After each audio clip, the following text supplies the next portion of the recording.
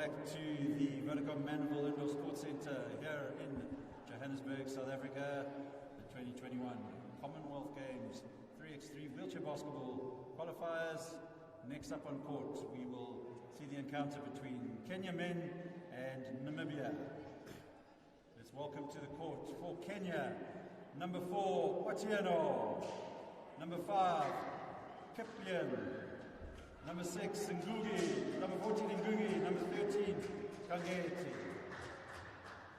For Namibia, number 2, Festus, number 4, Kapuma, number 6, David, and number 8, Gawaseb.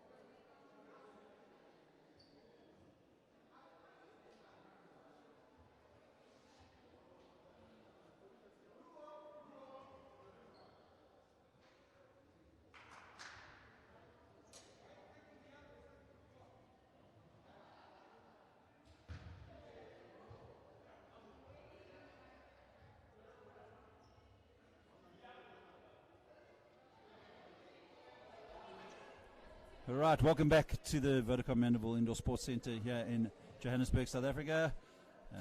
Lunch break done and we're back on court. Coming up now, the encounter between Namibia and Kenya.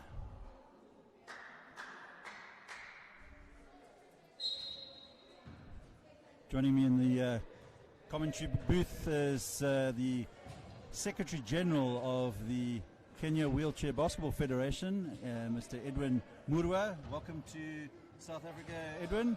Thank you so much. Pleasure to be here. It's good to see Kenya performing so well here at this 3x3 competition. How have you found it so far? Obviously, the new version of the game. It has been an awesome experience. We have gotten a lot of experience, met new players. Also, this version is very interesting.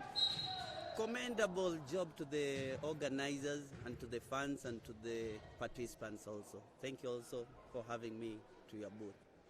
Perfect. Yeah, it's good to see Kenya doing such a good job on the development of the game.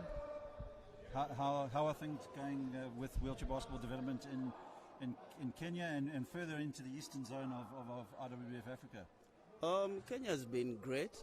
We are lucky that we have a few experiences here in the international competitions. We're also lucky to have the Vice President coming from Kenya, Vice President Africa, Mr. Alfred Simiu, who also happens to be the President of Kenya Wheelchair Basketball Federation. And we have a few countries from East and Central, Rwanda here. And awesome experience. All right, so looking at the game so far, none of the teams have hurt the scoreboard just yet, so we're still level at 0 points apiece. And on the ball now is Kipilian for Kenya. Can he make a count? Offensive foul called against Kenya on this occasion. And Edwin, talk to me about some of the Kenyan players. Are there any interesting stories you can share with us about any of the players? That number 5, Kipelian Itaken from Kenya. He has, let me give you a bit of story about him. He's from the Maasai. If you know, that's a very indigenous community in Kenya. We managed to get him, and as you know about disability and inclusion, deep inside Kenya. He comes from a very polygamous family of 6 wives. His father had 6 wives, so they are about 30-something children. He's the only person with disability. So getting him into the Kenyan basketball fraternity, where where people with disabilities in Kenya are excluded, but we managed to get him. And as you know, we are still getting others into the mix, and we'll still continue on that trajectory. Of course, Kenyan able-bodied basketball have done some fantastic things of late, and obviously qualifying for AfroBasket. I'm sure the wheelchair basketball community in Kenya must have been very proud of them. Yes, as you know, if you get the geography of Kenya, the Maasai, they are pastoralists. They look after cattle. They don't stay in one place. So getting him the training, we are very proud as a Kenyan federation. Also, our able-bodied federation have shown us, and we have shown them the way. We are still continuing on an upward trajectory. We also hope to qualify as our competitors for the Commonwealth Games, and that's where we are. In this game, as you can see with Namibia, we lost each one game, so we hope to progress. The first game we lost to South Africa, so we are still on the path, I hope so. Yeah, it's all to play for still. I mean, South Africa obviously won their first 3 games, so it's looking most likely that they will finish top of the pool, and the team that finished the second has every opportunity to win the final match, so it's still all to play for. Yeah, thank you, Jerry. I know that Kenya is, South Africa is a powerhouse in wheelchair basketball. They have represented Africa in the Olympics, and in Africa tournaments, actually, they are among the top countries in Africa. So we are here to learn, we are here to beat others, we are here to progress, we are here to get experience, and hopefully in the next tournament, even this one, we are not yet down and out. Absolutely.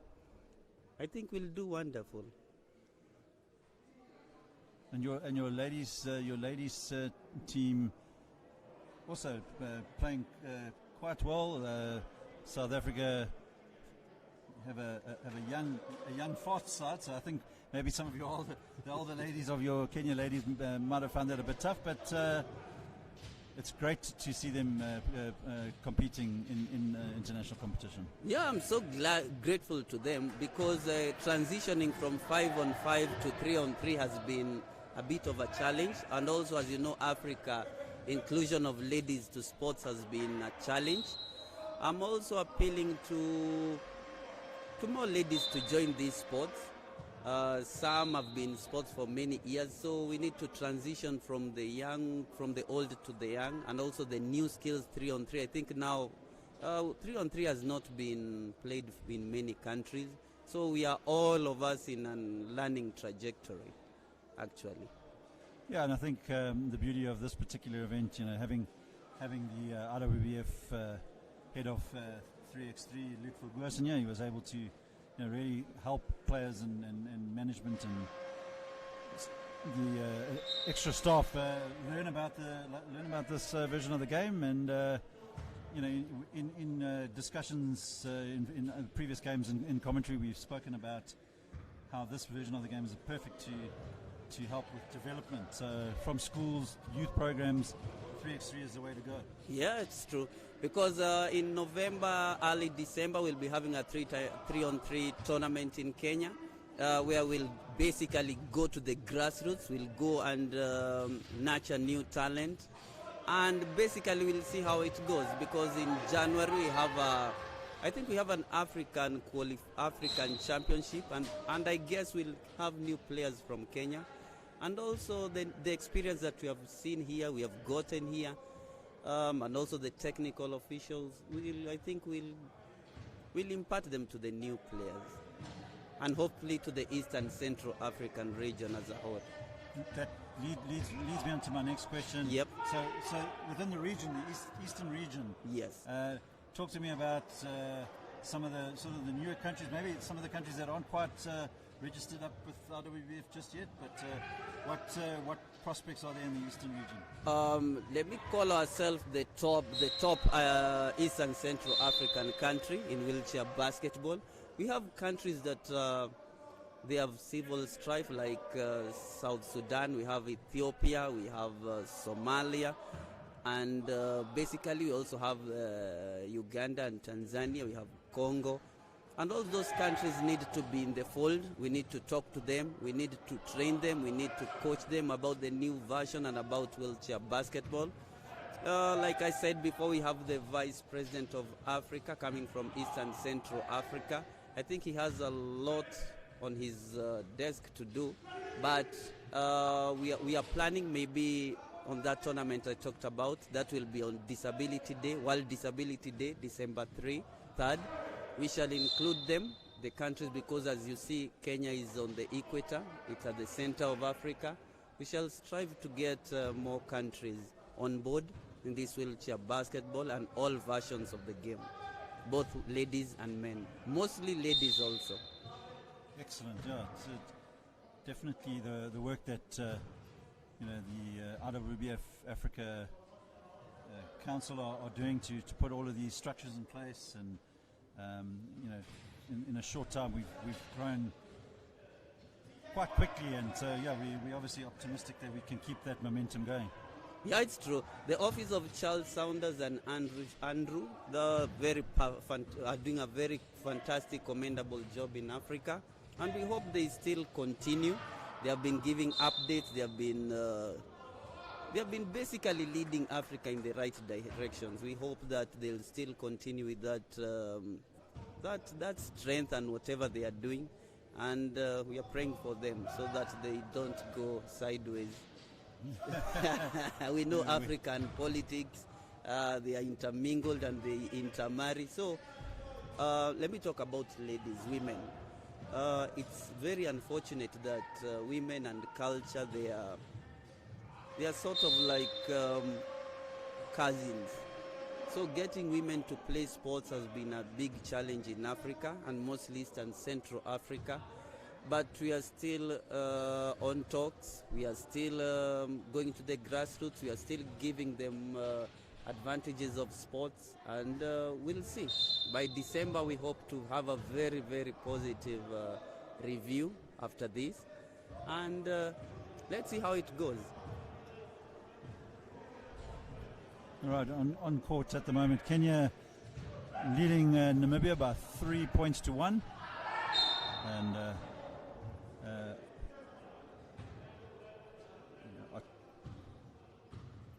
Namibia now with possession.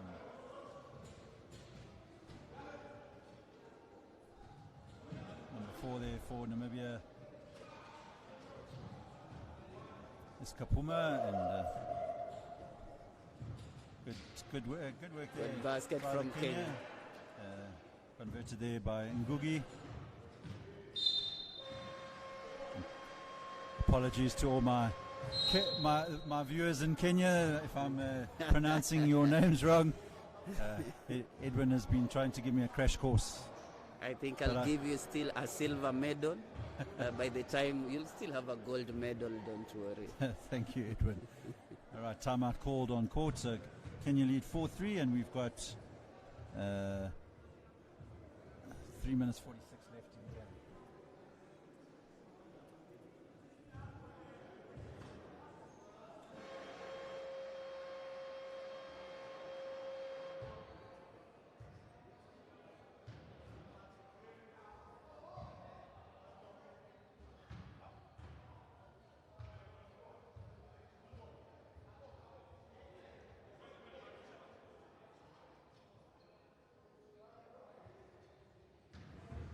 All right, back to the action. Namibia looking to get some points on the board, but good work there by Otieno, and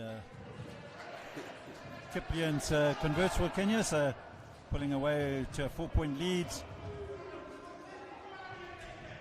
Good work by Otieno. Nice tall player is Otieno. Yes, he's been a regular at the 5-on-5 circuit in Africa. Not the youngest of men, so it's good to see he's still fit. He's still fit and still doing whatever he needs to do, but I think we are still transitioning from the 5-on-5 to 3-on-3. This is a learning experience. We have a few young members from Kenya, and we'll see. by December, I think we'll have very new fresh faces from Kenya. In Africa, generally, we have a very big problem with the old guard, but we'll see as we continue. And Edwin, your junior development within Kenya Wheelchair Basketball Federation, are you close to having under 23s teams to compete? Basically, for now, we have an under 23 team, but it's very, let me say, it's very raw. Unfortunately, they'll not be competing for the under 23 games here in South Africa. But the next edition, they'll surely be polished and ready for the next games. Like we said, recruiting disability members in these sports has been a tough act to do, but we'll strive on, actually. Oh, that's good. Yeah, what you're saying makes a lot of sense. Let them develop and get them ready for next year. Yes, as you know, as you can see, the FIBA even wheelchair basketball calendar is full this year, next year. So we still have a few more tournaments to go. Looking forward to the Commonwealth Games, where we'll have the games for the first time, the 3-on-3 games. This has been a learning experience, and according to the new calendar, we shall be having the regional championships in every region. And that one, I think, will motivate more regions to participate, will bring more members on board, will make people to train, and will get more people, also more sponsors, because the more people we have, the more sponsors will get on board. Absolutely. Yes. Just back to the action now. Kenya holding out with a 7-1 lead, just over 2 minutes to play, and Kenya looking good to pick up their second win of the tournament. That's Caleb. Shot didn't fall on that occasion.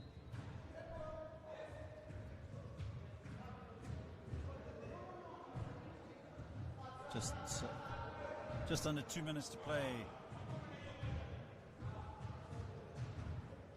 Yes. I'd also like to commend the organizers with this COVID pandemic. They have been very, very, very, very on guard.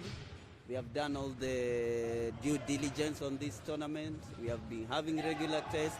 We have sanitized every other time. They are sanitizing everything. So I think we have been looked after during this tournament as players and as officials, and I'm very happy for the organization of this event.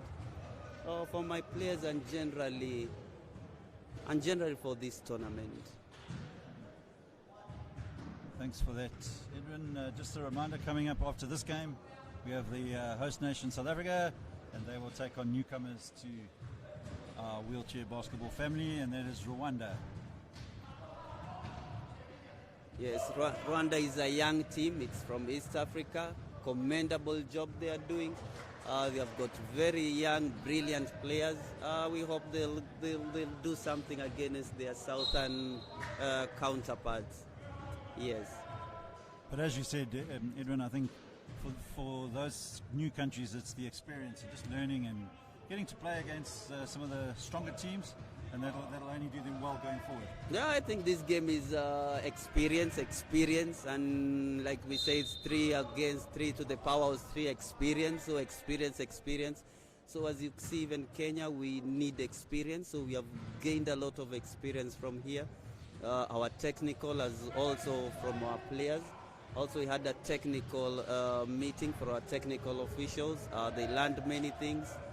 So generally coming here, all the countries that participated, all those who are online in Africa, from Kenya also, those who are in Kenya, all those in Eastern Central Africa, Africa as a whole. Also all other countries, we hope they'll gain something from this tournament. All right, so just over a minute to play here. And Kenya hold an 8-point lead. They lead 9-1. Not to underestimate Namibia, but they have a very good, very strong team. And it's just like I said, as we said, Jerry's experience. First game we played against South Africa, very, very experienced side. I think it was to our advantage that even though we lost, we gained some experience. And you can see Kenya is cruising. For now, it's, I think, a 9 points lead. That's Caleb to the basket. That's a basket. 10 points lead. And generally, we are happy with the way they are playing at this time. So we have the last game against Gambia. We hope to also post more impressive results. And of course, that's another country that's great to see taking part here in South Africa. The more new faces we see, it can only do the game great here in Africa. No, it's true. In Africa, we have a very great physique, but we need, let me say, technical training. And that's the part of the game that, as you can see, some of the teams are lacking. But we shall get there from IWBF and IWBF Africa. I hope they'll still sponsor more technical trainings. And that's it. All right, and as the clock runs out here, Kenya will claim victory. They have beaten Namibia by 11 points to 1, and we will be back shortly with the game between South Africa and Rwanda.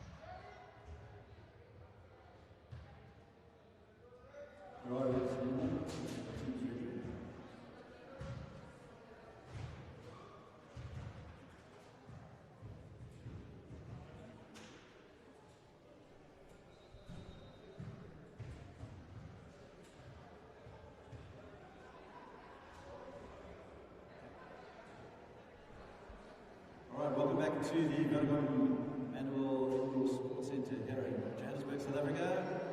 Next up on court, we've got the encounter between Host Nation South Africa in the men's division, and they are taking on Rwanda.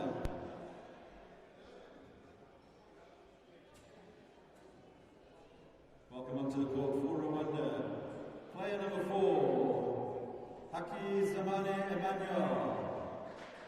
Player number 5, Munyaneza Dionyoni. Number 6, Mohire Ashimu. Number 7, Wampunga Masha. And for South Africa, number 6, Alan Matatase. Number 10, Rafesi Molete. Number 14, Cecil Dumont. And number 15, Simanga Mbele.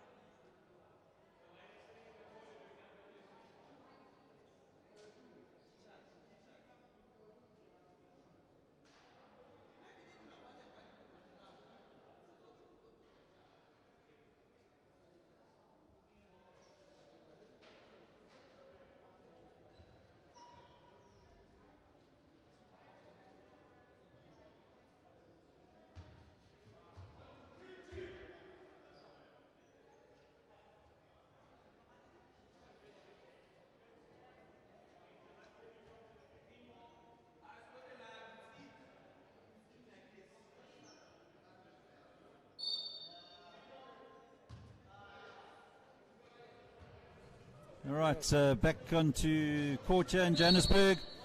Next encounter, South Africa, Rwanda, and first foul called against Rwanda. Molete will put up the 2-point shot, but wayward.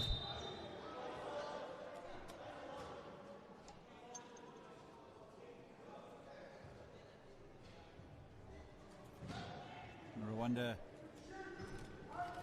with Mishak. Mishak puts up the shot and the ball doesn't drop.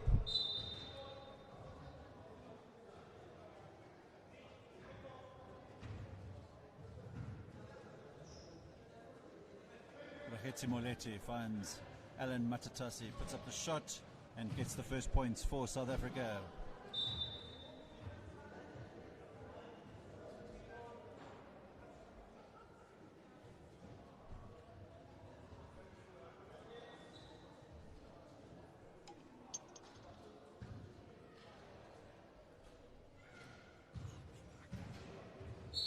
Ball knocked out of bounds there by South Africa, Molete, and Rwanda will have the check-in with Munyeneza Diadone.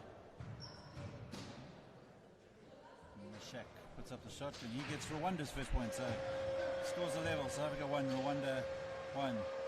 South Africa 3, Alan Matatatse puts up the other shot, and South Africa 2, Rwanda 1. Defense there by the South Africans, but unable to gain control of it.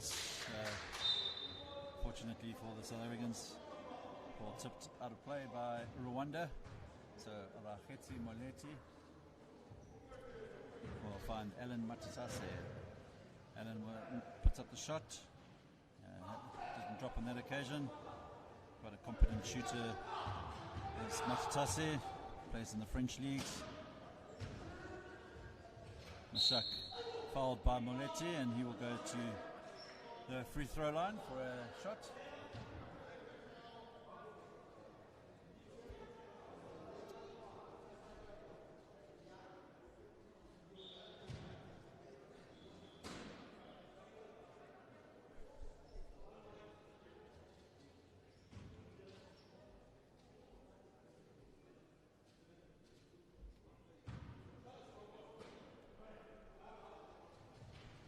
Mashak unable to convert.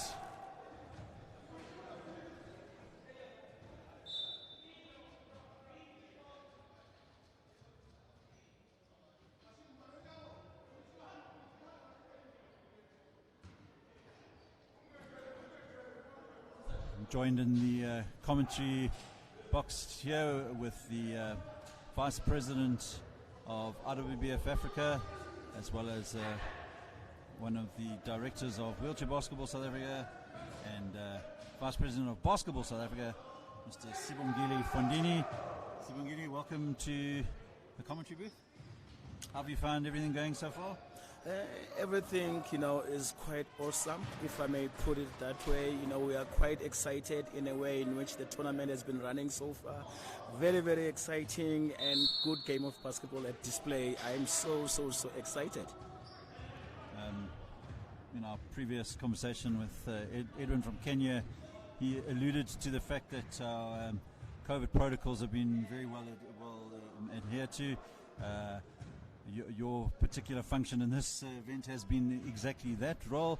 From that perspective, obviously with the pandemic and the way that just affected the global sports events, how have you found things have gone, and what good news do we have from this tournament? I'm hoping no bad news at all. Well, basically, it was the key measure for this tournament. Otherwise, if we had not invested or made sure that the safety precautions given the pandemic were all put in place and very proper in doing so, we would not be having all of these many countries coming to participate in this tournament. As you would know, quite many tournaments even at this point in time around the world are still not continuing, simply because many people are still afraid. But with this tournament, safety precautions have been our very, very, very first and a key issue in terms of making sure that we deliver a very, very safe tournament. We've done so in the previous tournament here in South Africa, and obviously we have several tournaments which have already taken place, and all of them have been delivered without any incident or not even a single case which has been reported after or before the tournament. Back on court, and Rwanda putting up a good show here. They trail South Africa by 2 points. 6 to South Africa, 4 to Rwanda.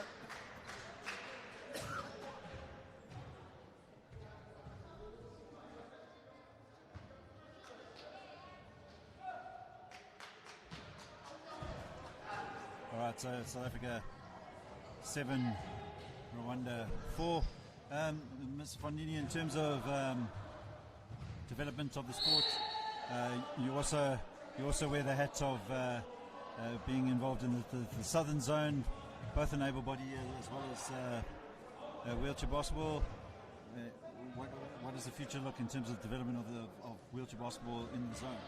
Well, basically, one would have noted that when we came in as a new leadership in 2020, and soon after, we were confronted by the pandemic, but that did not put us, down in terms of ensuring that the plans that we have set for ourselves, were implemented, and we are beginning to see the results of all those plans which were set out early last year when the new committee in Africa was set up, and obviously in the zone itself, which is, the entire continent in terms of development.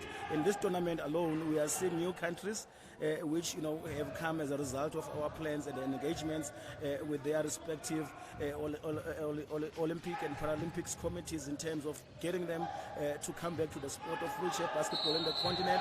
And I'm happy to say today we're even seeing increased numbers in terms of the teams that are participating, given even the fact that we are still under the pandemic. So I think the plan that we have put are still working for us, and we are seeing the results and the progress. Molete for South Africa, unable to convert. Rwanda definitely showing a marked improvement to the earlier games, and obviously some of the newer countries taking a bit of time to adjust to this format of the game, but already we can see some improvement from some of the newer countries.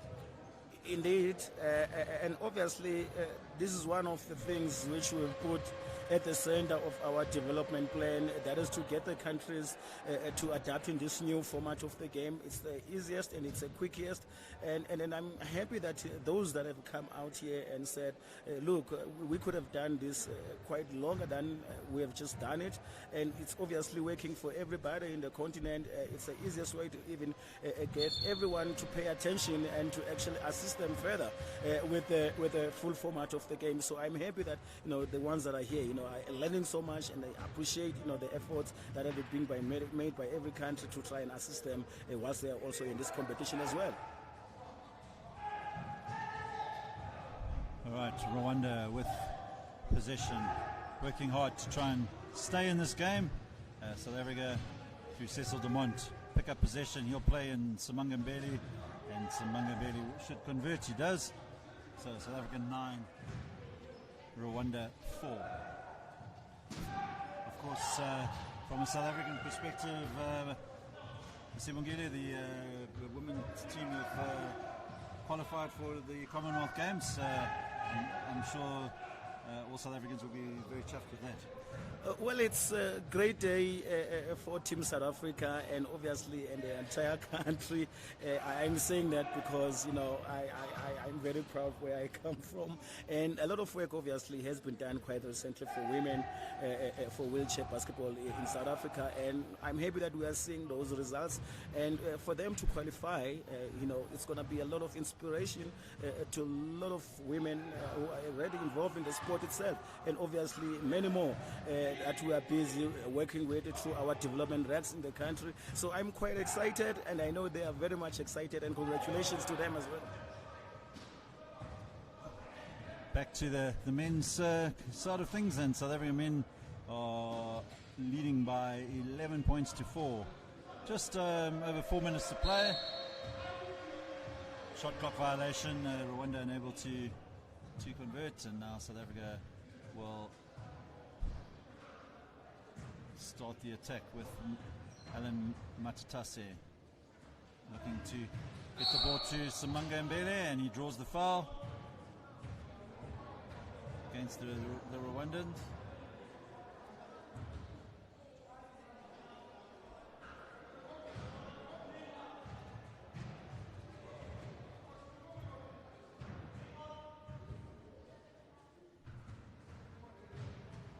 Matatase looking to put up the shot, short on that occasion, but Matatase has had a good tournament so far. He's seemed to be shooting at a high percentage. Obviously, I don't necessarily have the stats in front of me, but having a good game.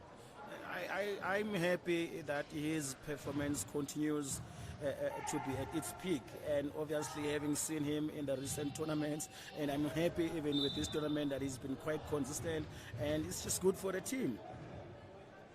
Absolutely, he's an inspirational leader on and off the court, a player that spent many years as a non-travelling reserve with the South African teams, and he never gave up, he never threw in the towel, and now he's playing at the highest level, and of course plays his club wheelchair basketball in the French league. So one for the children out there watching. Alan Matatase is a role model for all of the players out there. Absolutely. That's what perseverance does for anyone, and with his background and obviously having returned from his career overseas, and I'm just quite excited with how he even shares his experience, obviously having played basketball at such a highest level. As you've already said, it didn't just come overnight, and I'm happy that he still continues to play the sport that he truly loves, and continues to mentor other young players, even the players who he has been playing with for many years, but continues to assist them in their play. And of course, Alan's also an accomplished coach. He led the South African under-23 team to the 2017 under-23 World Championships in Toronto. So he gained a lot of experience there. And I think once he calls it a day on court, we have a good coach in the making. that's what makes us very proud of him, because we're still going to see much of him even beyond his day as a player, and having assisted the country to go to Toronto. So we've got a man in wheelchair basketball that is going to do a lot of things for this country, and we are so very proud of him. Good pass there by Mbele, finds Cecil Dumont. Dumont unable to convert. Moletti picks up the rebound. They regroup. 10 seconds on the clock. Mbele will set up the shot, and unable to convert on that occasion. Majak grabs the rebound, but Dumont knocks it out. So Rwanda will have the put-in from the 3x3 Infinity logo that you see on the court there.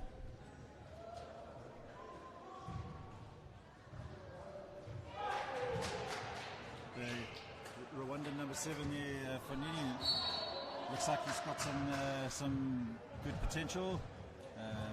Obviously, the Rwandans got a lot to learn in the development, but just looking at some of the fundamentals, it looks like there's something to work with there. Well, basically, having been working on the floor today, being interacting with some of the people on the ground, he's amongst the players who approached me to say, look, I'm so excited about this tournament. There's quite a lot of players who've got so much talent, and we are so excited in getting this thing going even back home. And he was just quite recently asking the contact numbers at where he can continuously get people to assist him with his game. And I'm quite happy, and having seen him play in the previous games, and I think he's a guy who's got a lot of potential, and he spoke about assisting many players back to his country to get them to a level where they can actually mature in the sport of basketball. And of course, Rwanda, as a country as a whole, they've done fantastic development in infrastructure. Probably the best, one of the two best basketball stadiums in Africa. So I'm sure if Rwandan able-bodied basketball continues to support the wheelchair basketball, Rwanda could become a force in wheelchair basketball in Africa. Absolutely. Everybody is talking about Rwanda today.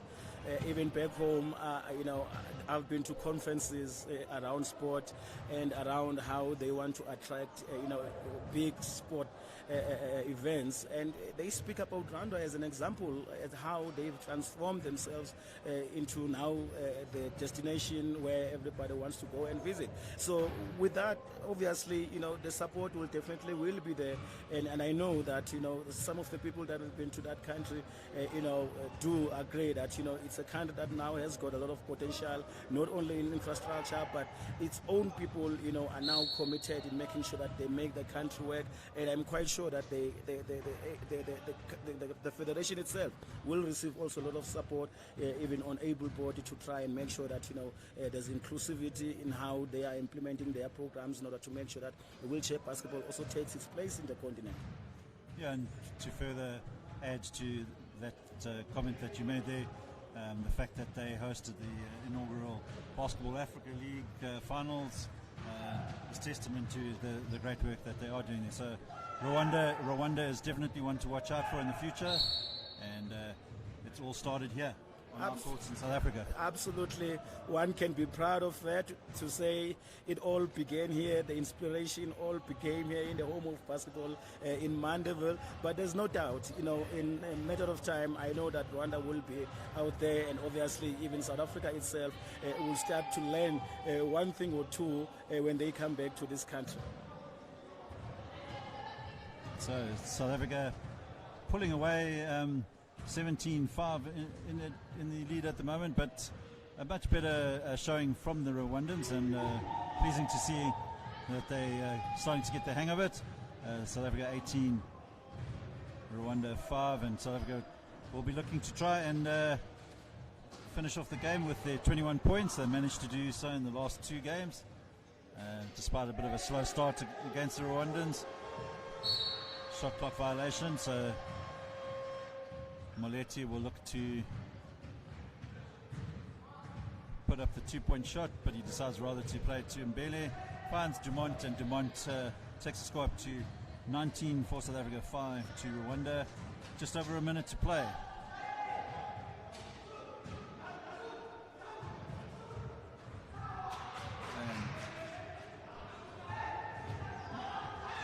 good effort there from number 4, Emmanuel for Rwanda.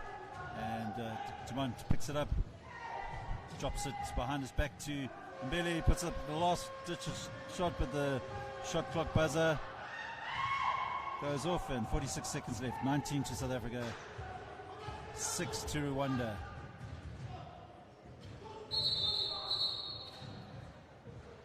As the clock winds down, just a big thank you, Sibongile, for joining us in the commentary booth, and one of the hard-working men of IWBF Africa. Please, we'd like to thank you for all the hard work you put into not only the wheelchair basketball, but also to able-bodied basketball on the continent. Thanks, Jerry, and obviously it's always teamwork, and obviously the work that everybody is saying, even on different platforms, tells the story that, you know, we are a team indeed, and we are making things happen. And we thank you as well, sir, for all the good work that you are doing for the sport of basketball and wheelchair basketball. Thank you very much. Yes, 19 to South Africa, 6 to Rwanda. 20 seconds left. Can South Africa finish the game off? Moletti will look for the 2-point shot, puts it up, and he wins the game for South Africa. 21, South Africa, 6 to Rwanda, and we will be coming back to you now with the game between Kenya and Gambia. We'll be back shortly.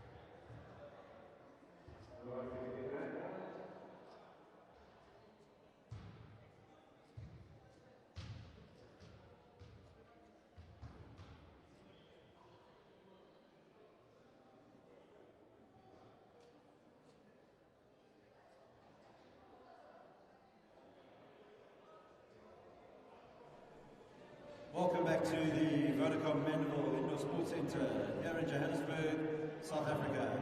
Next up on court, we've got the encounter between Gambia and Kenya in the men's section. Introducing the team from Gambia. At number 9, Malan Tamba. At number 3, Salifu Kujabi. Number 11, Ibrima Sise, and number 8, Ibrima Mbai. Welcome to the team from Kenya. At number 4, Doyo Otiano. Number 5, Itaken Kiplian. Number 14, Robert Ngugi. And number 13, James Kangete.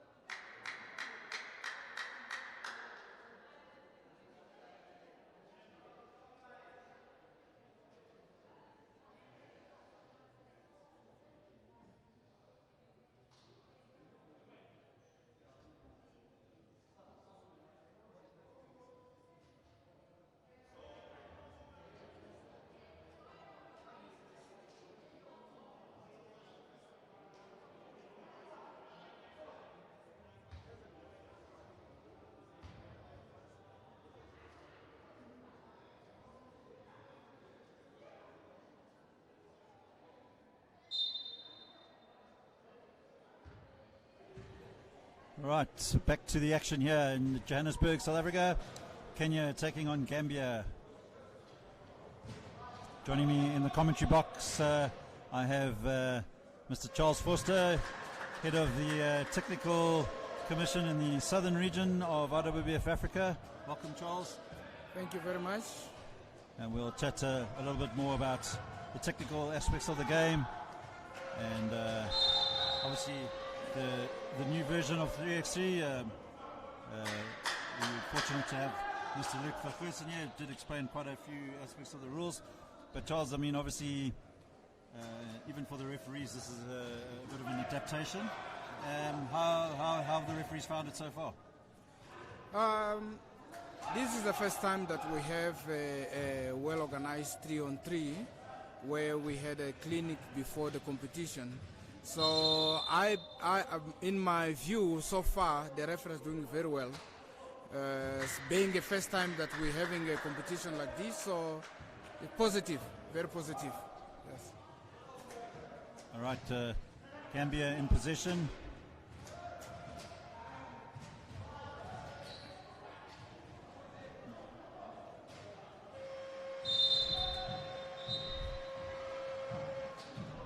Shot clock violation.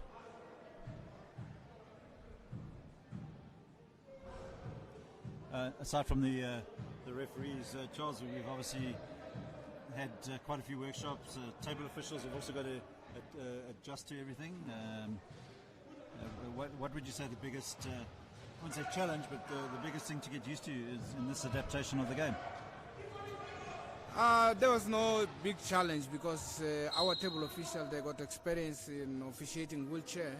So crossing from 5-on-5 to 3x3, it was not a big challenge for them. And as we see the games today, they've been running very well with technical. We don't have any mistakes, incidents that are happening so far.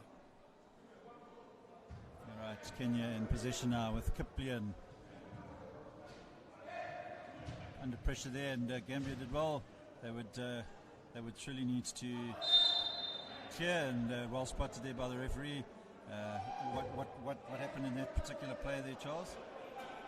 Every time a team gets a new control of the ball, they need to clear the ball above the arc, which is a normal 3-point line. So in 3x3 we call it the arc.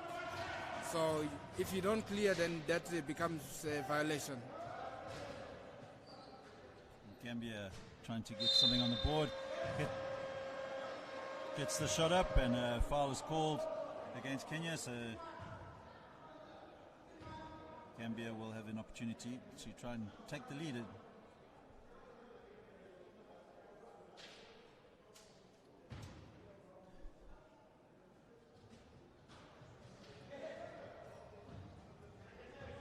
Shot wasn't successful there from the number 9, Malang Tamba, and Ngugi will look to put in Kiplian, and he finds Odiano, puts up the shot, just unable to make it count as the shot clock goes up, and that's hence the reason why he had a bit of a rushed shot there.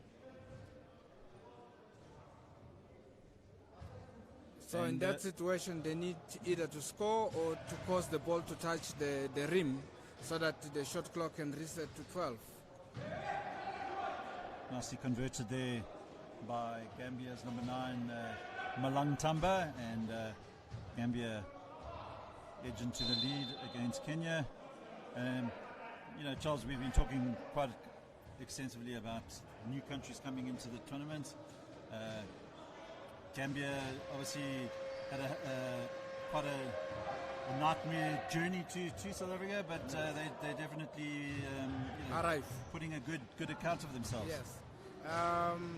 We expect Kenya to be leading this game, but they're showing that there's improvement from the first game that they played up to now.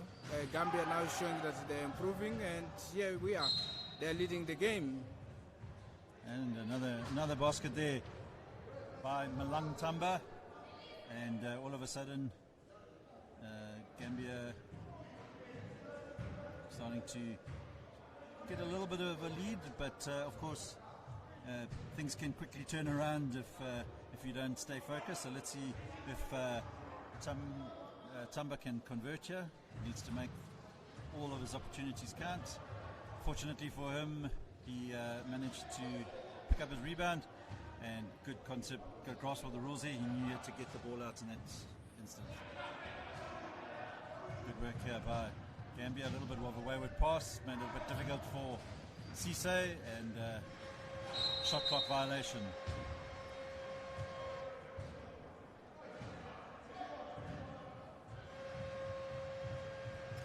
So for the players, it's still a challenge to understand when exactly they have to clear the ball. If we see the last shot that we had, it was free throws done by Gambia. They get offensive rebounds, so in that situation they don't need to clear the ball, they can just score directly. But they wasted time by leaving the key and try to clear the ball out of bounds, out of the arc. That was not necessary. Yeah, and I suppose the more tournaments we have, it'll improve, and the players will learn. And as we've spoken about, it's a player-driven game. Yes. Talk to us about the rule about coaching in this game. Okay, as you know, 3x3 coaching is not allowed.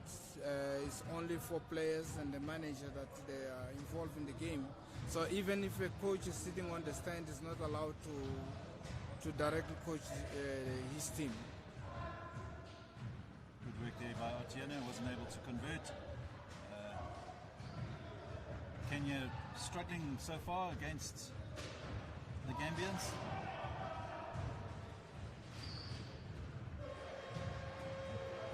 Shot converted there by the number 5 for Gambia, and that is Kujabi, and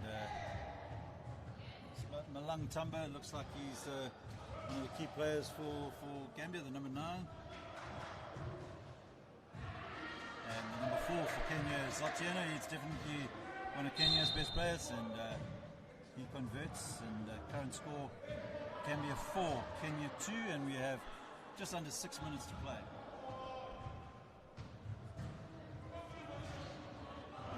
Ngugi for Kenya finds Otieno. You want to convert, gets fouled in the process.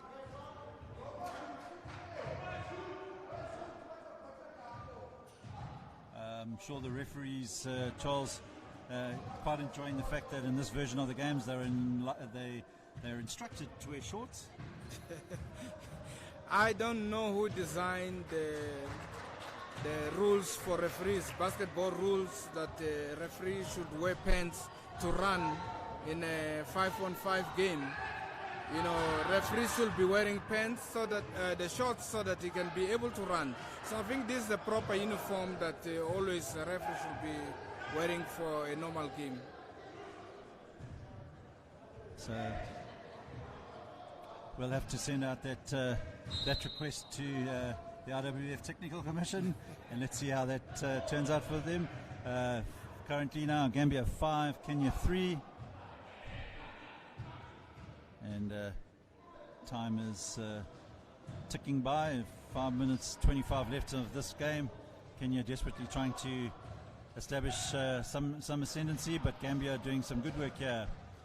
Malang Tamba, big tall player for Gambia. Kujabi trying to make something happen. Shot clock's about to go. Took too long, and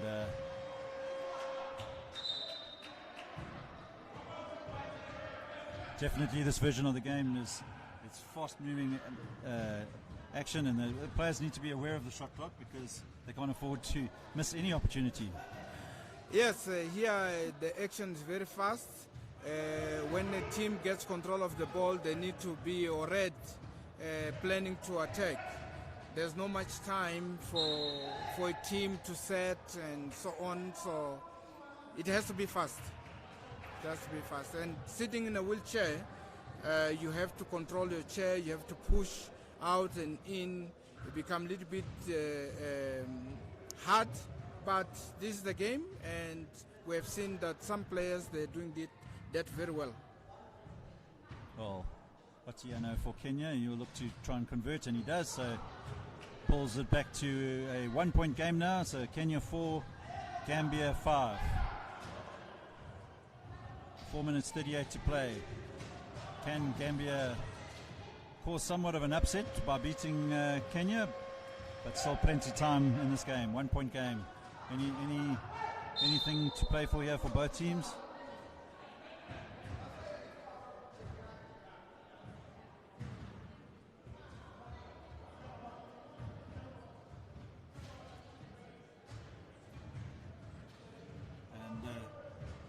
Charles, obviously with regards to the development aspect of the technical officials throughout Africa, not just from a 3x3 point of view, what is the Technical Commission in Africa doing to improve the knowledge and the experience of officials? Are they meeting regularly? In terms of development, we're working hard. We have a program and projects to recruit new officials throughout all the regions of Africa, and we have been conducting online training for the past 3-4 months. By now we have above 10 online clinics that were conducted, and we're still working on the program that we can bring new officials to the game. All right, so we have a tied game, 3 minutes 35 left. Talk to us, Charles, if the game finishes tie, what is the situation in that regard? So if the game finishes tie, we obviously we go to overtime, and on the overtime, the winning team is the one that first scored 2 baskets. So if during the overtime is 2-1, the team that scored the first 2 baskets is the winning team. Oh, 2 points. Yes. Yeah, 2 points. Yeah. Obviously, if they hit a 2-point shot from behind. Yes, then the game is over immediately. That's why it's important when you do the flip coin to start the game in the beginning, and you choose either to start the game in the beginning or you choose to start the game at overtime. So in that situation, you can get the ball and take a shot, and the game is over. Well, let's see if we're going to have our first overtime game. Scores are level, 3 minutes 20 to go, and Otieno puts up the shot, and Tamba picks up the rebound for Gambia. Gambia looking to try and grab the lead. Bit of a wayward pass. Ball's deflected out of play, and although Gambia will get the possession, they've got 1 second on the shot clock. So let's see if they have game awareness. They need to get a shot up straight away. Not that he had much time to do anything. It's a shot clock violation. Kenya will have another opportunity to try and take the lead for the first time. Gambia have led the whole way up until the Kenyans have now drawn level, so Gambia will want to keep them out. Otieno, good defensive work there from Gambia. And Charles, explain to the viewer what happened there. Okay, so Gambia got a new control. They're supposed to clear above the arc, and did not do so. They tried to attack, and that is why the referee called the violation. So I can say the Gambia team is playing competitive against Kenya, but they have lost. They have made 10 overs unnecessary because of lack knowledge of the rules. Yeah, exactly. It's actually vitally important that the players understand the rules. Yeah. Otherwise, they end up costing themselves the game. That's correct. 5 seconds on the shot clock. Tamba will need to get a shot up here. Good defensive work by the Kenyans. And 2 minutes 14 left. We locked at 5 points each. Just a reminder, coming up next, we have the last game of the women's pool. South Africa having already claimed their spot in next year's 2022 Commonwealth Games. And they take on Kenya in their final encounter.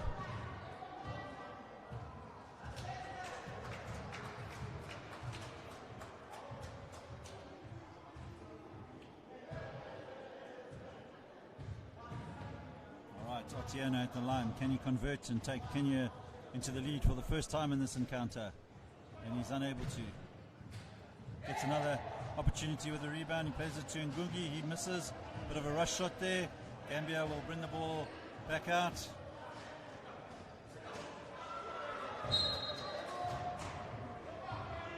A little bit too rushed there from the Gambians. Could have taken a bit more time there. However, having said that, 5 seconds left on the shot clock, so they will need to get the shot up.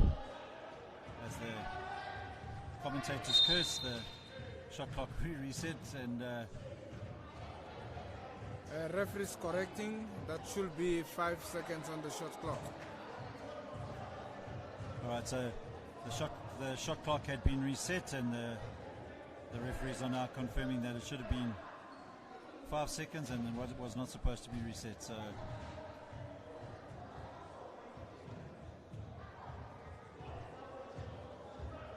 However, did Gambia not have position? Gambia had position, but the referee counted the 5 seconds that they had. That's why the ball was given to Kenya. All right, Otieno looking to make something happen here. Itzak and Kiplian unable to convert. Gambia now. Time running out for both teams. 5-all, 1 minute 26. Can Gambia score? They can't. Ngugi, loose pass. Another loose pass by Kenya, and that could cost them if Gambia are able to make something happen here. Tamba puts up a long shot and it drops. 1 minute left. Gambia 6, Kenya 5. 7. My That's apologies. a 2 point. 7. They called that a 2-point. All right, so Kenya will have a lot of work to do here in this last minute. They need to convert, which Otieno does. So still very much in it. Gambia will need to get it out. Back in now.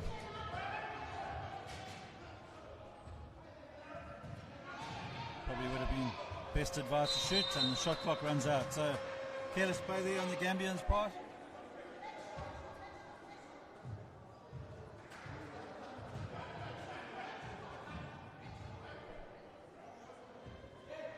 Malang Tamba unable to convert this. So Kenya now really couldn't afford to miss that. Gambia trying to make sure and extend the lead. Ball tapped out of play. 22 seconds left. Looks like we could be in for the first upset of this tournament.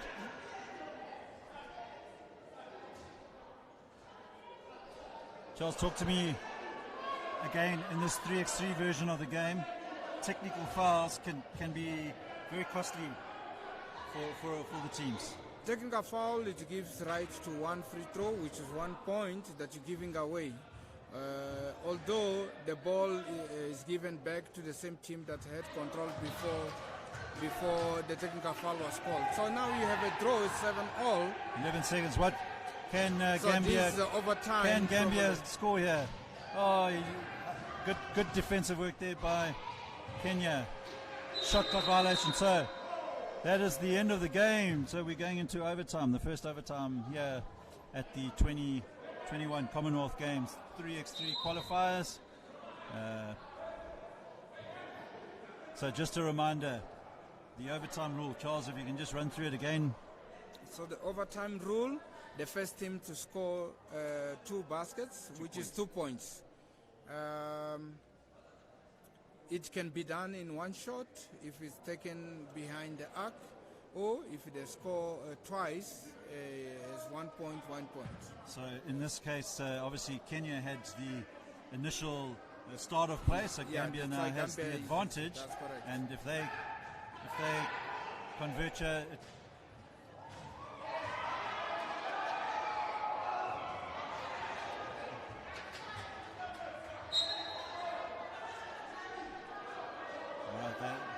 they will have the put in.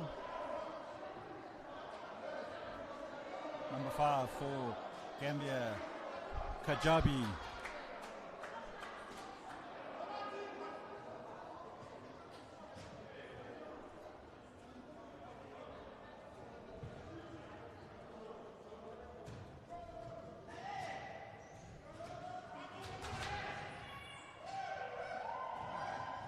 Tamba puts up the shot, didn't count. Can Kenya make something happen here? Nguji. Otieno looking to play in Nguji. Foul called against the Gambians, and that foul was by Kujabi on Nguji.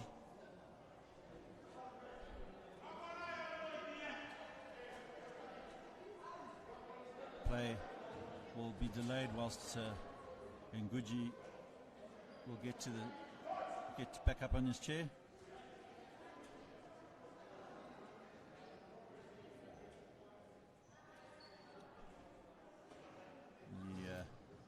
The Kenyan coach running onto the court to assist there, Andrew Njuri. The Kenyan coach is in charge of the coaching commission in the eastern zone of IWBF Africa, so looking to develop coaches throughout the continent. So as you saw on these pictures, the coach helped the player to sit, and he wanted to continue coaching, so the referee stepped in to tell the coach to move out of the court. All right, Kenya now with the opportunity to take the lead. Ball slightly deflected there by the Gambian defender, but Nguji looking to find Otieno. Finds Kiplian, so one more point.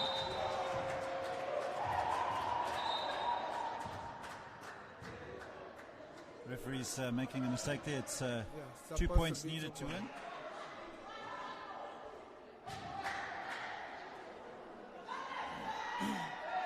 So even the officials still learning the rules. Yes. Just to remind you, this is the first time that Kenya is leading in this game. Correct. So Kenya leaving it late.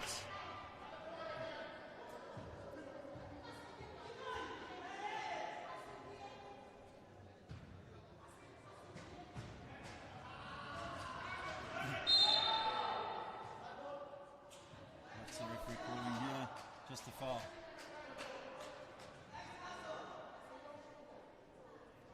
All right, Gambia.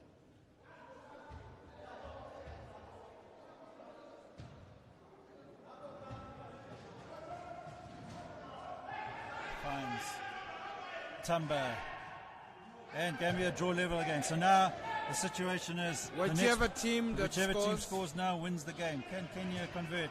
He does, and that's it. And that's it. Well done to Kenya. Kenya through Kiplian wins the game 9-8, and leaving it right to the last seconds of the game to take away the win. So congratulations on a very good performance from the Gambian side, bearing in mind their first ever international wheelchair basketball. This was an exciting game. It shows that everything is possible. Gambia came here, was losing badly against other teams, and as we're running towards the end, there's improvement that we can see, that they have learned something and going forward. So this is good for basketball. All right, thank you very much for joining us in the commentary box,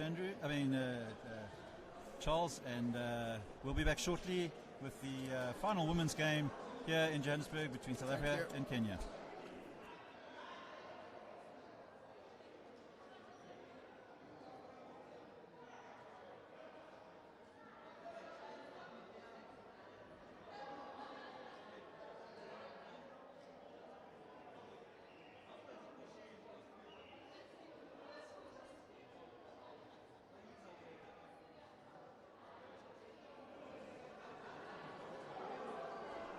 Alright, and welcome back to the Vodacom Manual Indoor Sports Centre here in Johannesburg, South Africa. Next up on court we have South Africa women taking on Kenya. Please put your hands together and welcome on court for Kenya. Number 4, Rahel Alar. Number 10, Caroline Wanjiri. Number 5, Eunice Otieno. And number 6, Mary Zakayo. For your home team, the Yamawina girls, number 4, Aviwe Eboni. Number 6, Sem Kalisiwe Mbata. Number 9, Michelle Mofayeli. And number 10, Kelbofile Moen.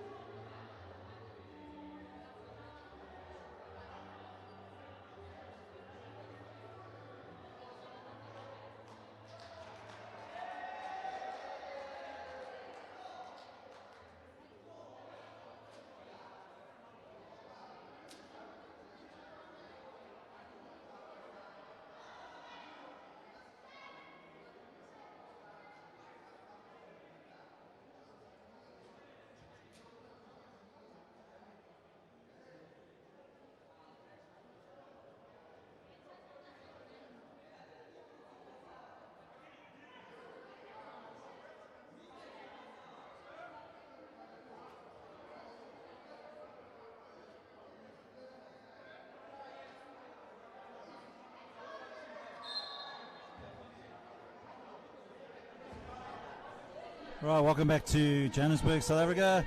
Kenya taking on South Africa in the final women's encounter.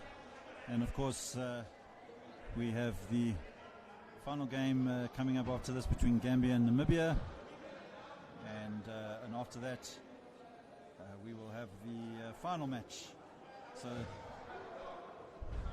quick format means you can run through the competition quite quickly. So this particular event is only a one-day event, and South Africa women obviously winning their first two games against Kenya in the best of three series, so securing their spot to the Commonwealth Games in 2022 in Birmingham.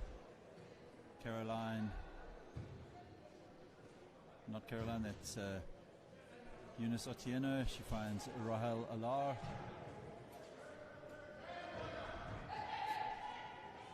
Kelebochile Moeng.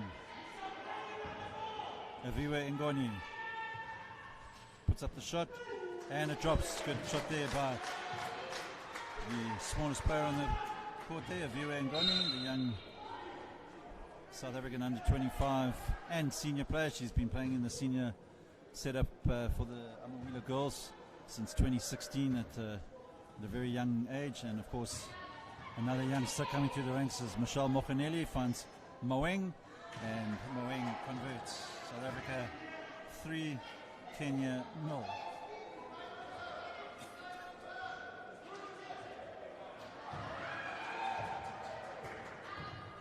Moeng for South Africa quickly passes it into Mokaneli.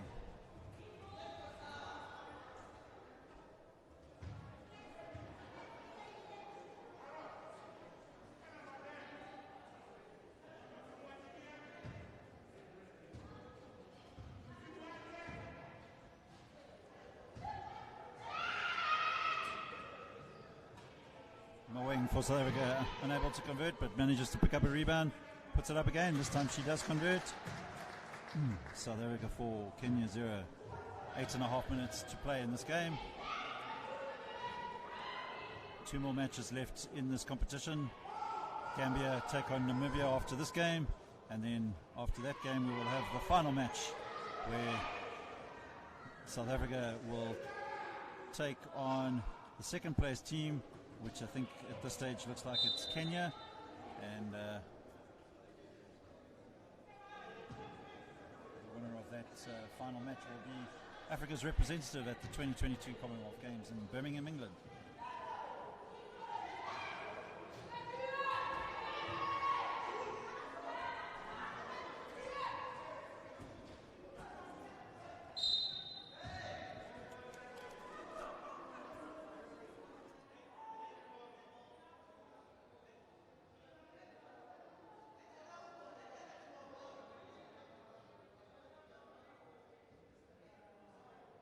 Referees talking, sorting out an issue on court.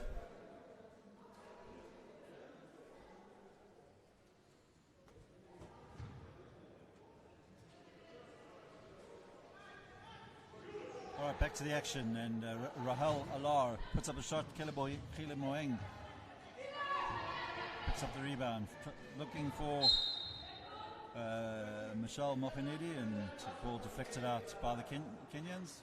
It will come off the hand of Michelle Mokinedi, so Kenya will have the put in, and Eunice Otieno will try and make something happen here for Kenya.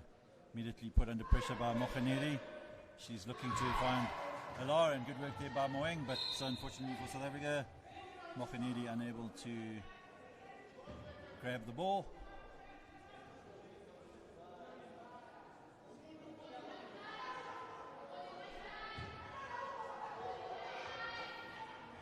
Caroline Wenjuri for Kenya, unable to get the shot up in time. Well, got the shot up in time, but shot clock buzzer went.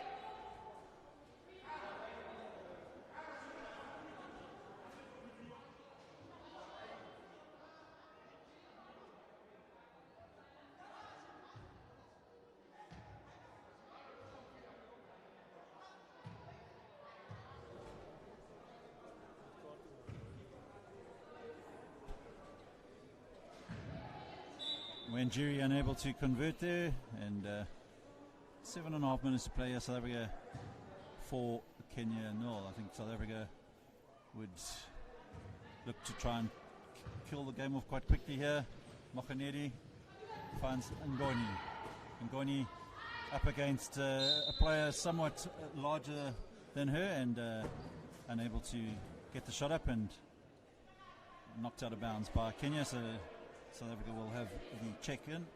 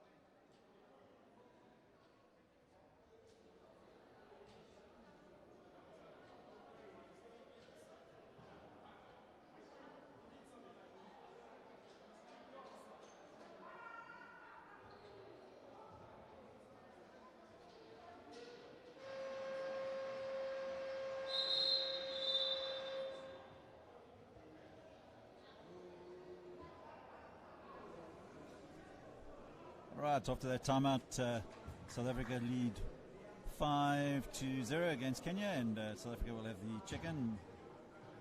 Mokinedi, South Africa's captain, trying to make something happen, but running away from the defensive pick that Moeng was trying to set, and turnover ball. Moeng just encouraging the young captain to be more aware of what was happening there, and luckily for South Africa, no harm done, and turnover ball, so South Africa will have the put in, and Moeng glances over to Mokinedi, and South Africa immediately trying to get into the action, and unsportsmanlike foul is called against Caroline Wenjuri. So Killer Bokhile Moeng will go to the line for 2 shots.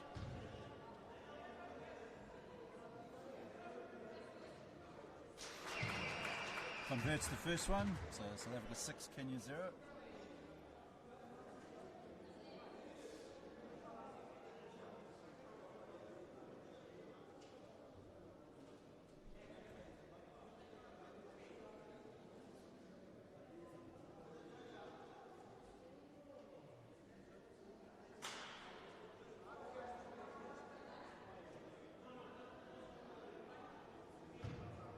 Referee's just discussing something there. Moeng misses the second shot though, but South Africa will have the possession due to the unsportsmanlike call. Mohanedi for South Africa.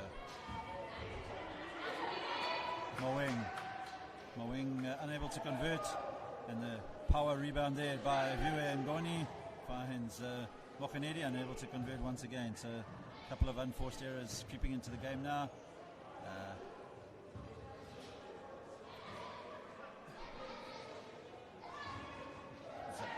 Zakayo from Kenya on the court now for Rachel Alar, and coming onto the court for South Africa, Sam Kilisiwe Mbata gives Michelle Mohanedi a rest.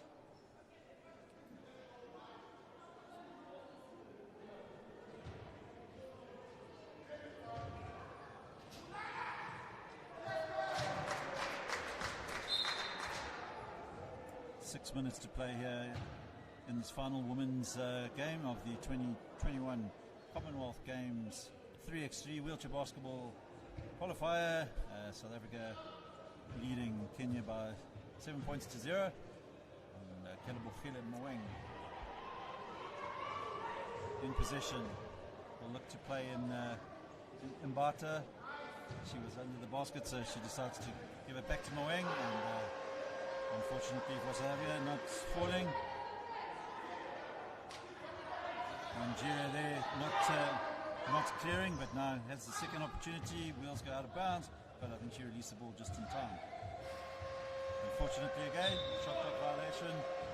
So a bit scrappy at the moment.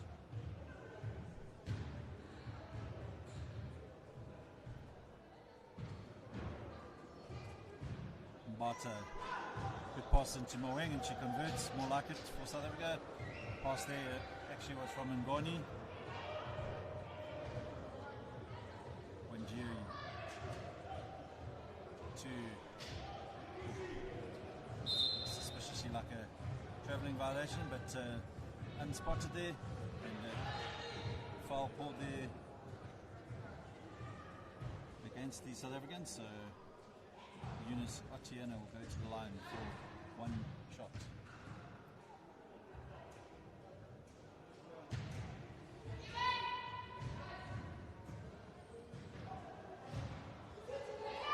Moeng finds Mbata, and once again unable to convert. Moeng now puts up the shot.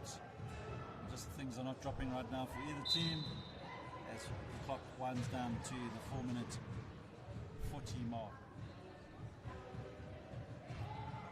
Just a reminder, coming up after this game, we have the final match of the pool stages, where Gambia will take on Namibia, and then coming up after that is the final of the 2021 Commonwealth Games 3x3 wheelchair basketball qualifiers, and South Africa will take on Kenya, I think, but I'll stand corrected.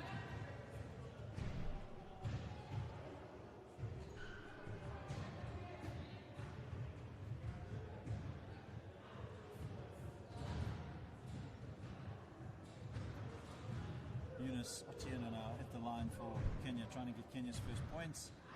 Doesn't drop.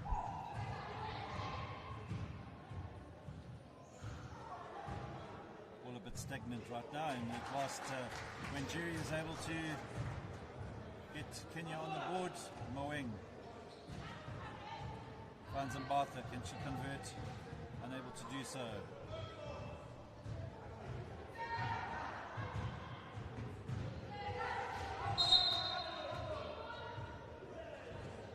So they're putting the Kenyans under pressure, unable to grab the position. So South Africa now with Kelebohile Moeng.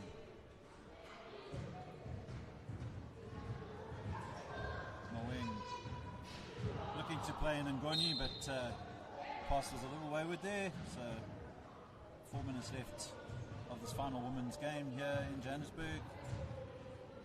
South Africa lead 8 points to 1. 3-second violation called against Kenya.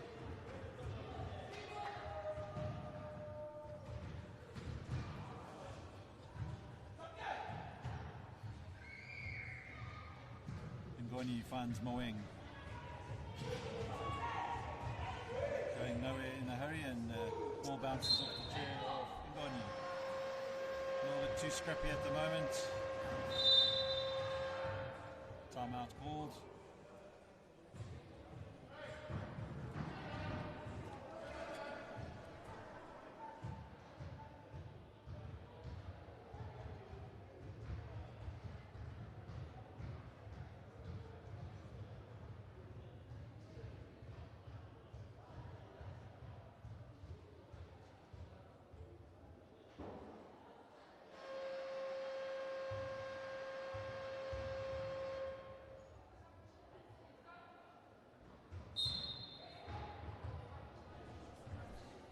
Right. South Africa leading 8-1. We had just under 4 minutes to play in this final women's game. Kenya with the put-in. South Africa looking to intercept there with Moeng, but Alar picks it up back to Otieno. Alar puts up the shot, and Kenya converts. So South Africa 8, Kenya 2. Deflects off the chair of the Kenyans, and South Africa will have it. Mohanedi for South Africa.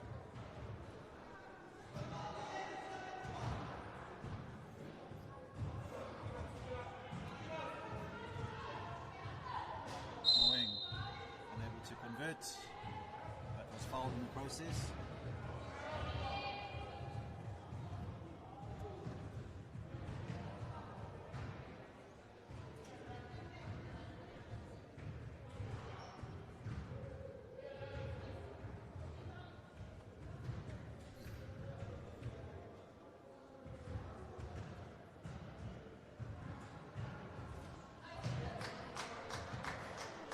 South Africa's lead to 7 points. South Africa 9, Kenya 2. Just under 3.5 minutes left.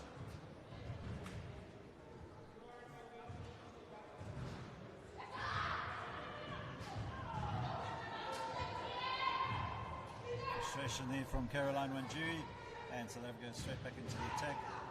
Finds Ngoni, unable to convert. Wanjiri, Kenya, Otieno for Kenya. And the pressure from Mohanedi, and turnover possession is a shot clock violation. South Africa 9, Kenya 2. Just under 3 minutes left.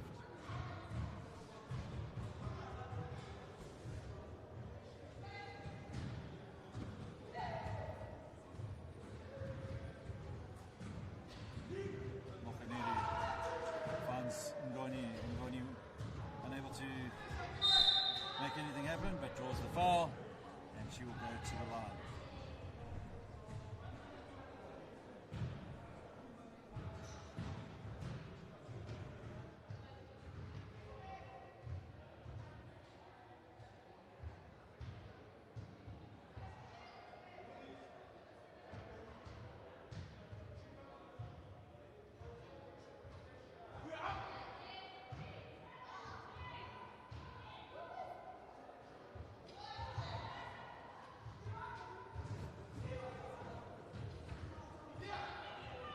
Wanjiri for Kenya, 2 minutes 36 to go, and Kenya not clearing the arc.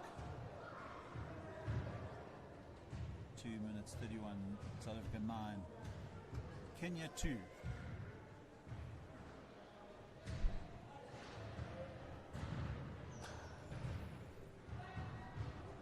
Moeng.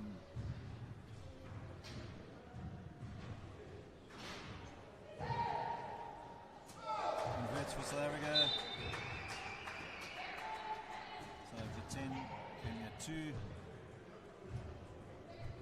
Just over 2 minutes to play here in this game. Coming up, of course, the next encounter on court will be Namibia against Gambia. That is the final pool stage match in this competition. And straight after that, we will go into the final match between South Africa and Kenya. And the winner of that game will be representing the African zone at the 2022 Commonwealth Games in Birmingham, England.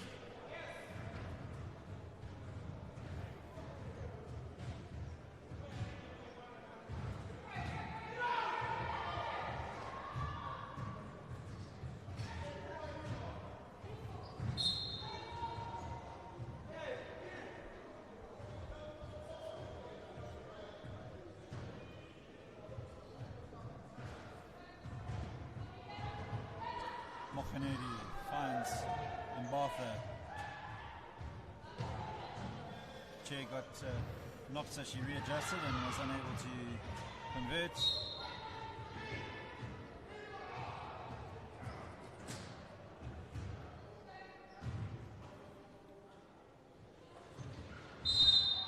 Mbatha reaches in and fouls Wenjiri. So 1 minute 46 left. South Africa lead 11-2.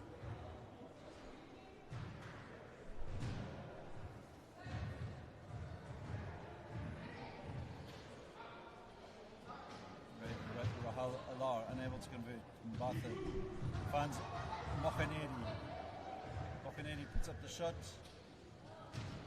Rebound collected by Rachel Alar, and she clears the arc.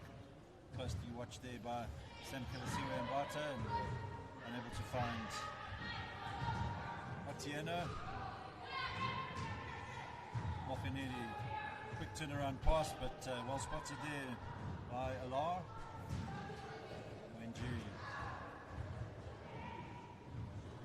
Alar trying to get another point on the board for Kenya. Rebound picked up by Ngoni. Mokhaneri.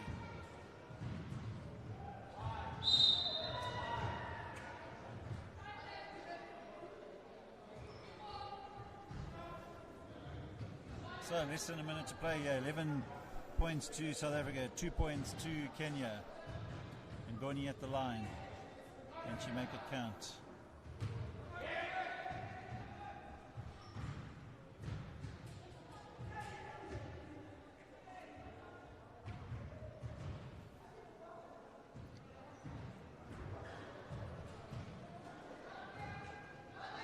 Kenya didn't clear the line on that instance, so turnover ball. South Africa will have another opportunity to try and get some more points on the board.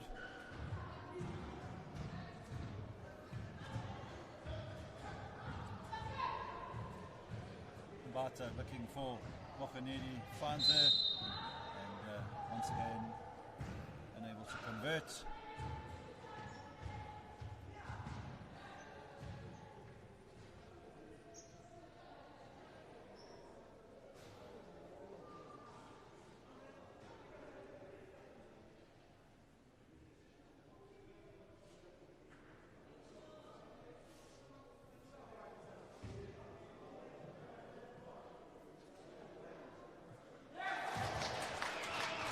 First attempt successful. Mokhaneri.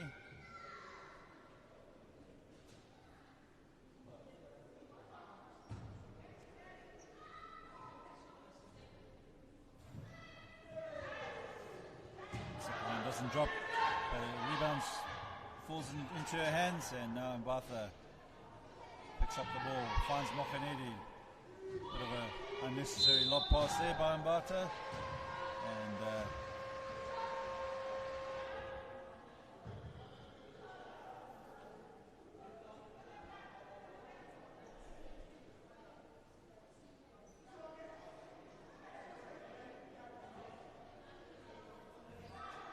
Mbatha picking up an injury.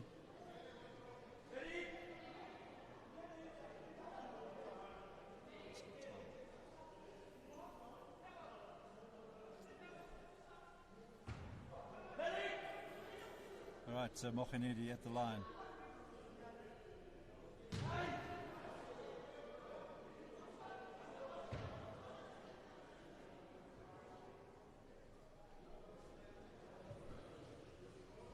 Moeng picks up the rebound, fouled, so she'll go to the line. Just under 30 seconds left in the game.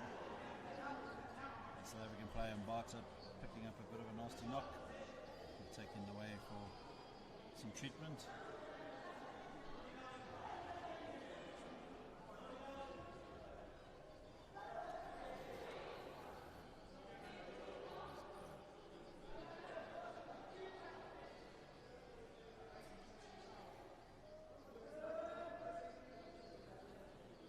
Moeng for South Africa. There's 30 seconds left of the game. South Africa 12, Kenya 2, and unable to convert the first one.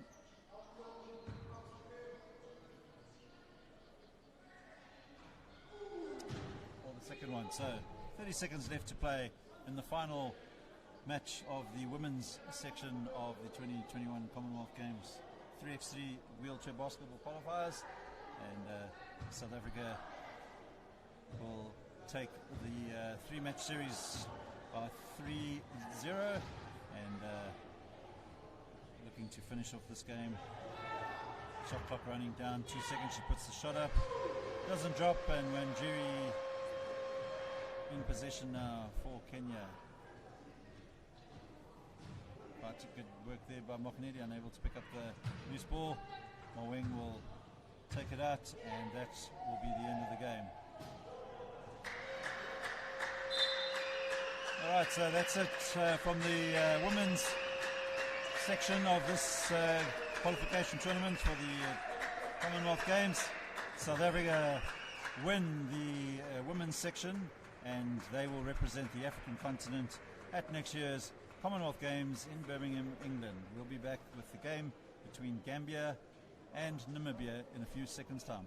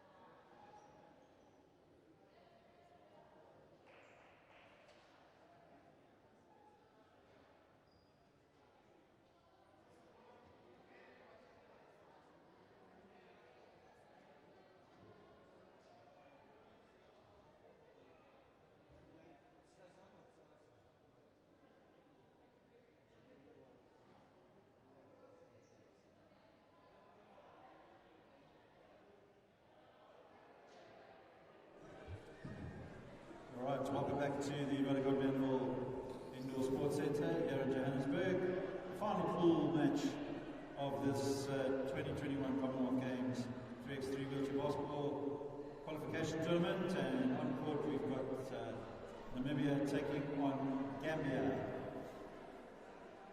Welcome to the court. For Namibia, number 2, Timus Festus. Number 4, Kameni Kapuma. Number 6, Ingo David. And number 8, Rudy Gawasep. For Gambia, welcome to the court. Number 9, Milan Tamba. Number 5, Salifu Kujabi. Number 11, Ibrima Sise. Number 8, Ibrima Mbai.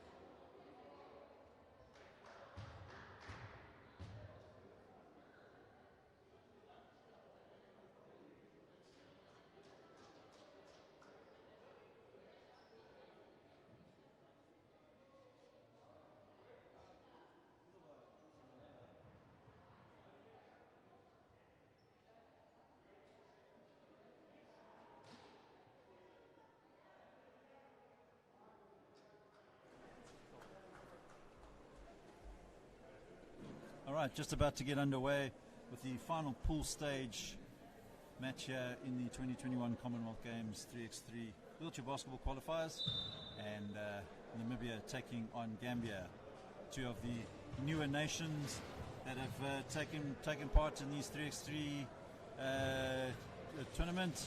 And welcome to the commentary box. I've got IWBF Africa Secretary General Andrew Skuman. Andrew, welcome.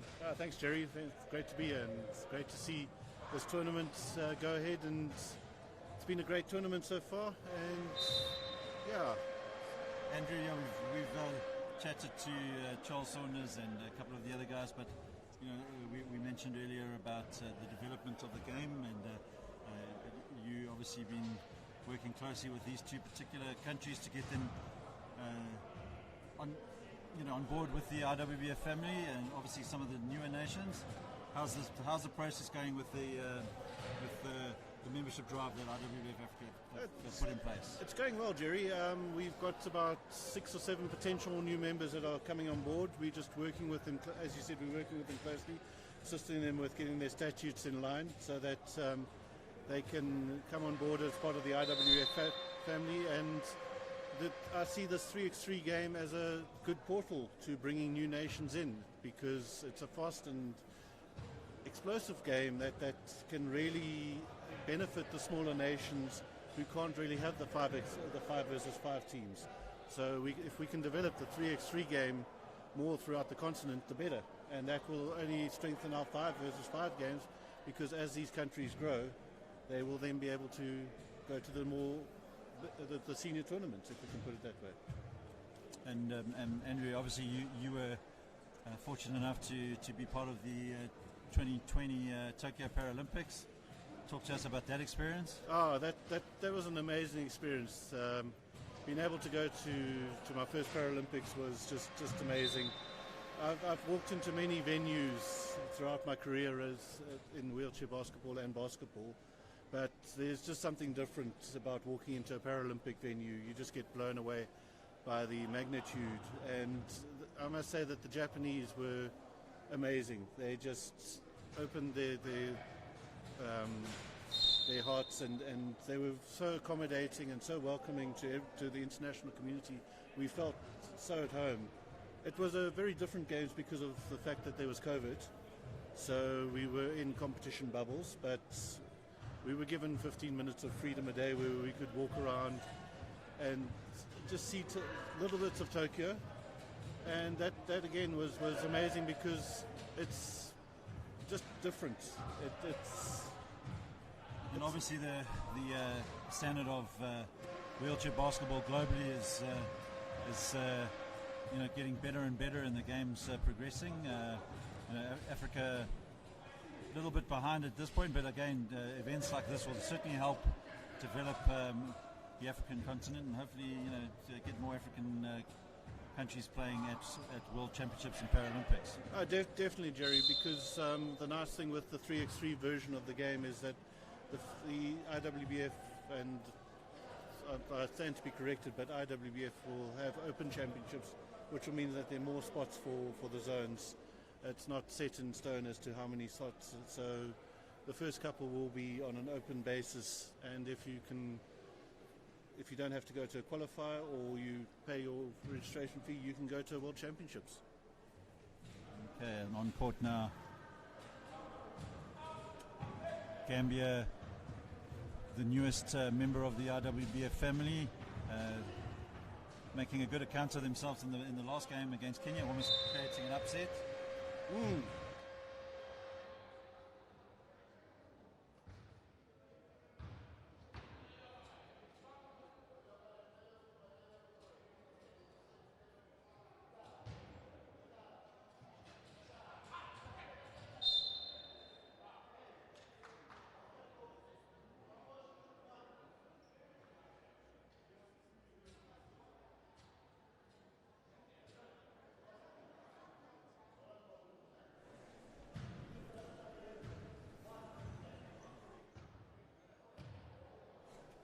All right, so Gambia lead Namibia currently by 3 points to 0, and a good shot there by the Gambian player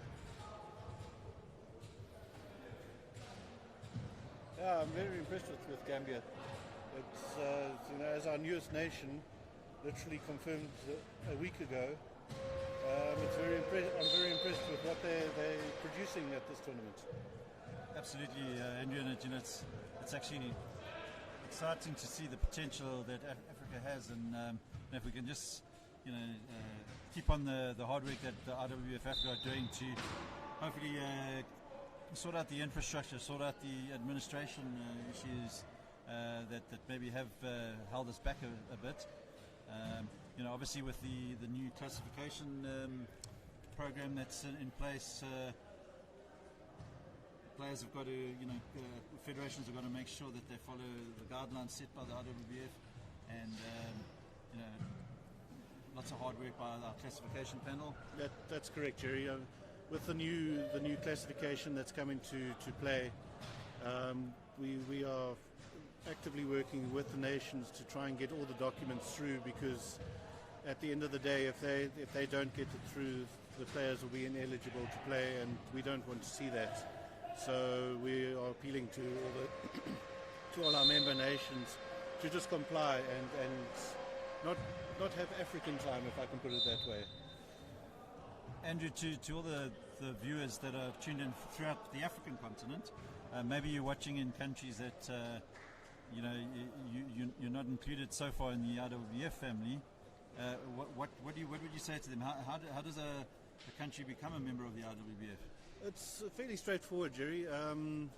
To become a member of the IWBF family, you basically just have to contact us either through our website, www.iwbfafrica.org, or you can, where you'll be able to contact myself via email, and I will then give you the roadmap. But it's basically, there's an application fee that needs to be paid, and then we review your statutes and the number of players in your country, and then once that's granted by World, you become a member and become part of the IWBF family. It's that simple. That's simple. So to all of the countries out there that haven't yet joined up with IWBF Africa, www.iwbfafrica.org, to all wheelchair basketball supporters, players, coaches, visit that website, sign up for our membership, and lots of information and educational platforms will be developed over the coming months, and a lot of hard work done by the IWBF administration, the IWBF Africa administration, as well as IWBF World. And the beauty about it, Andrew, is a lot of the online sessions, we've had coaches from all over the world, imparting their knowledge, and people like Trooper Johnson in the USA, Haj Banya from Great Britain, Scott Wallace from Great Britain, Tom Carl from Australia. Lots of people willing to help Africa, and I think it's in the best interest of the game that the smaller nations start growing and it becomes more competitive.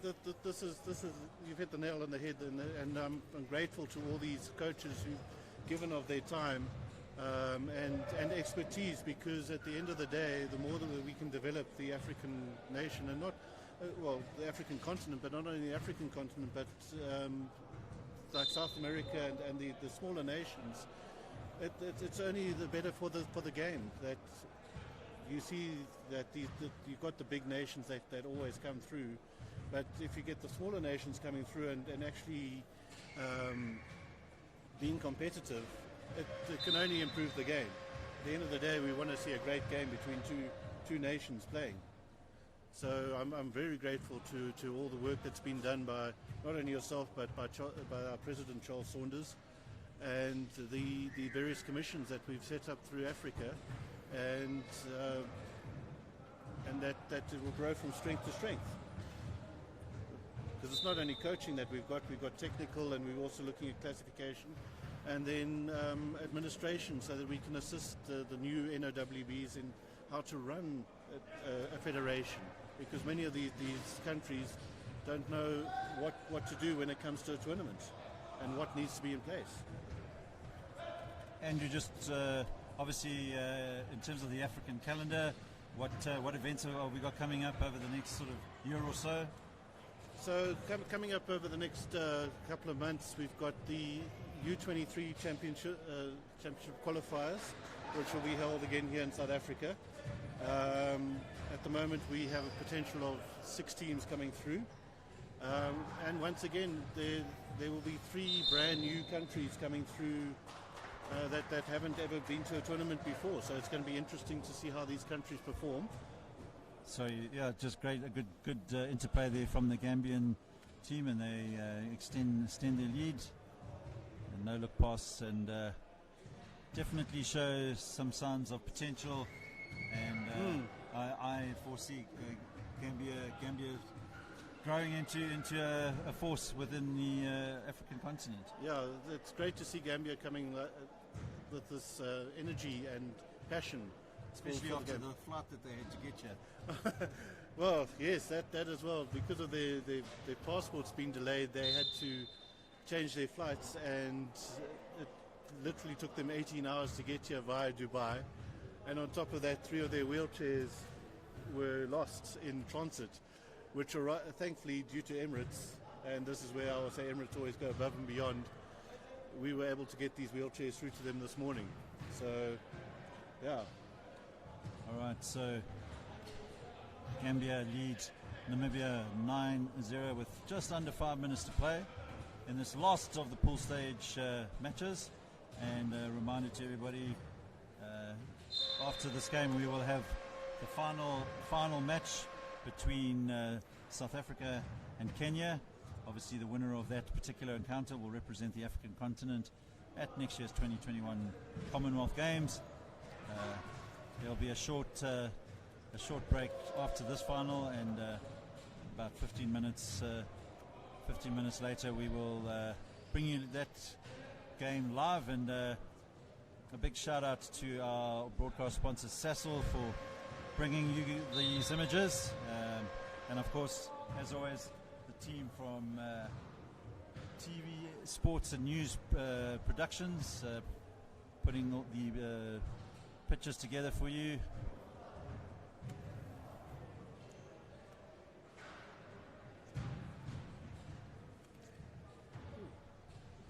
Shot there from Tamba for Gambia. Rebound picked up by Gawaseb for Namibia.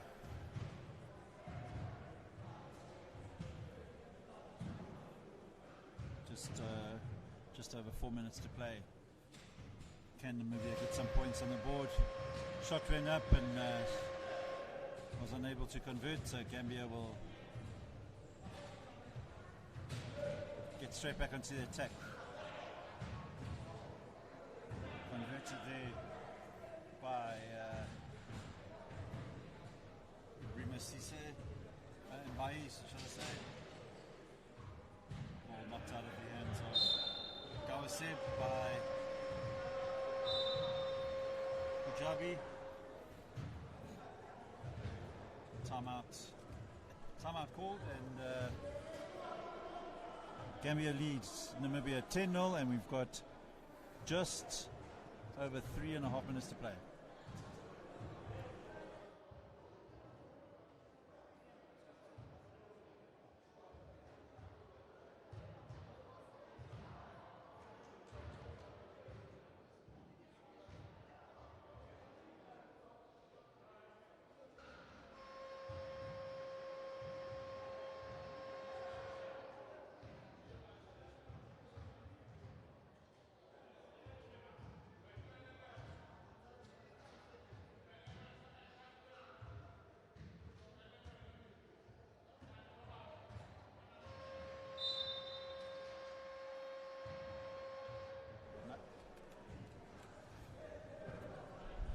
All right, so back to the action here in Johannesburg, coming down to the final stages of this encounter between Namibia and Gambia. Gambia leads 10-0, and of course with me I have Andrew Skuman, IWBF Africa Secretary General. Andrew, over the past few years, obviously a lot of events have been taking place in South Africa with the hosting capabilities that they do have, and obviously from an African perspective, we would like to start seeing events happening elsewhere on the continent. Any plans in place for that? As you said, Jerry, South Africa has been one of the fallback countries for qualification, but I'm happy to say that the World Cup qualifiers for next year's 2022 World Championships for men and women, which we held in Dubai, will be hosted by one of our newest members, Ethiopia. And we've just concluded a site visit, and they are very much on track and very keen to be hosting, and I think it's going to be a great event. It's great to see the countries, our eastern region, being able to host, and I foresee that Ethiopia will become one of the powerhouses of the eastern region. They're very keen. Well, that's great to hear.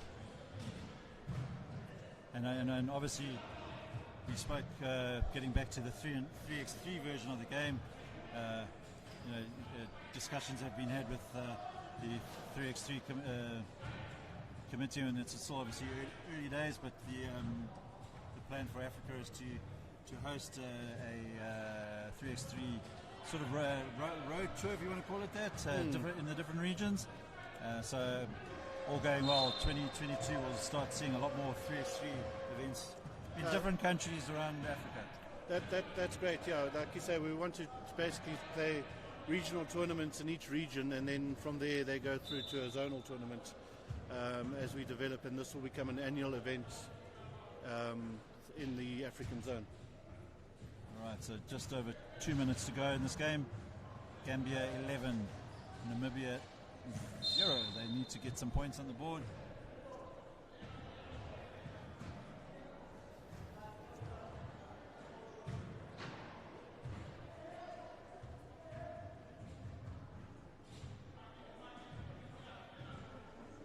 Just a reminder, the final of this 2021 Commonwealth Games 3x3 wheelchair basketball qualification tournament will come to you a few minutes after this game, so don't go anywhere, and it won't be long before we know which country will be representing the African continent and joining the South African women's team, and that game will take place between South Africa men and Kenya.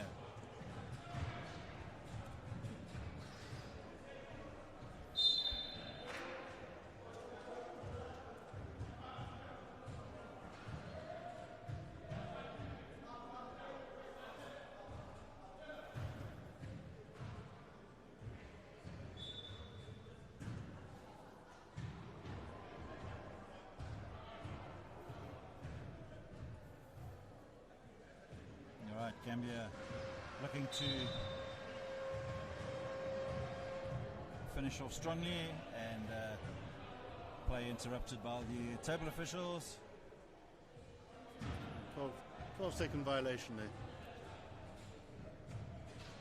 So again, Andrew, we've chatted with about certain aspects of the technical game, but very important that players that play this version of the game understand the rules and how they can use the certain rules, the adapted rules, to their advantage.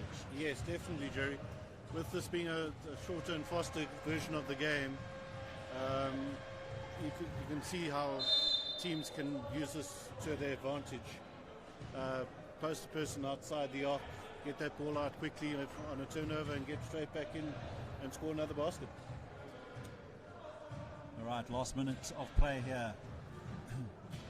Gambia 12, Namibia 0, and it doesn't look like Namibia are going to trouble the scorekeeper.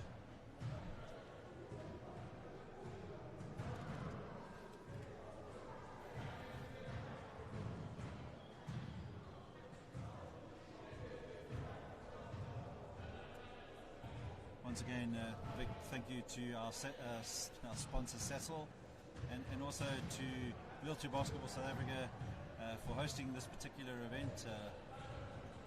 As we mentioned with Charles Saunders earlier, a lot of hard work has gone on by many people behind the scenes, and South Africa very proud of being able to host events like this, and to to show the world that South Africa and Africa are capable of hosting major events. And Andrew, I think from the IWBF Africa perspective, we need to start pushing IWBF to look at us as potential hosts of the 3x3 World competition. So yeah, I think no, definitely, as Jerry. we develop, those opportunities should hopefully arrive. Yes, as you said, as we develop and as the game grows, we're going to move the game all around the world, and Africa must definitely put up their hand because of the fact that this is the smaller version of the game. It'll be easier to host this event, and yeah. Well, the beauty of this game is you can host it in shopping malls and on the famous beach, land, top of Table Mountain, top of Kilimanjaro, whatever we have to do. Well, top of Kilimanjaro would be interesting. Need masks, but I think we get the point there, and that brings the end of the game. Gambia beating Namibia by 12 points to 0, and that concludes the pool stages of the 2021 Commonwealth Games 3x3 wheelchair basketball qualifiers. Coming up in a little while, probably about 15 minutes to 20 minutes time, the final of the 2021 Commonwealth Games 3x3 wheelchair basketball tournament between South Africa and Kenya.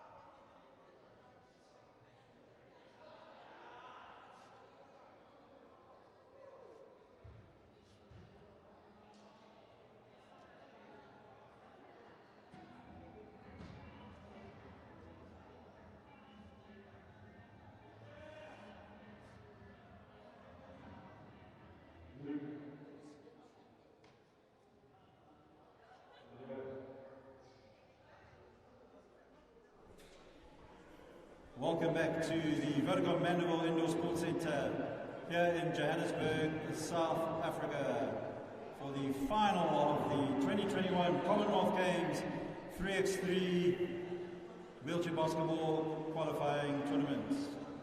Final matchup between the host nation South Africa and Kenya.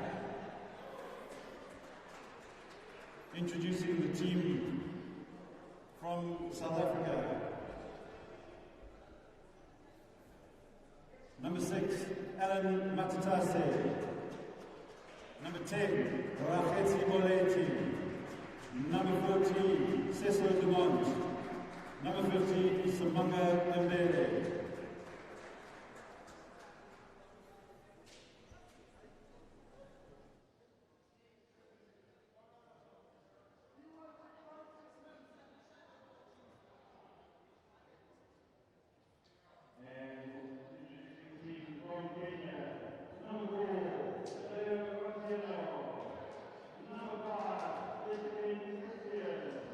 Number 14, Robin Malucci.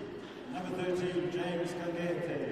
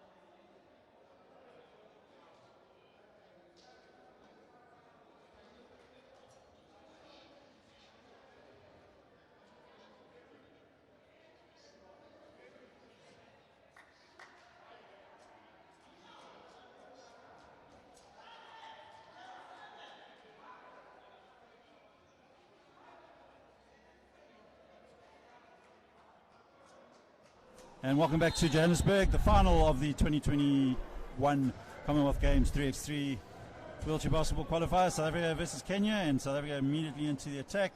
Cecil Dumont gets South Africa's first point. Joining me in commentary once again is the head of IWBF 3x3 committee, Mr. Luc Vergersen from the Netherlands. Hello. Welcome back, Luc. Thank you.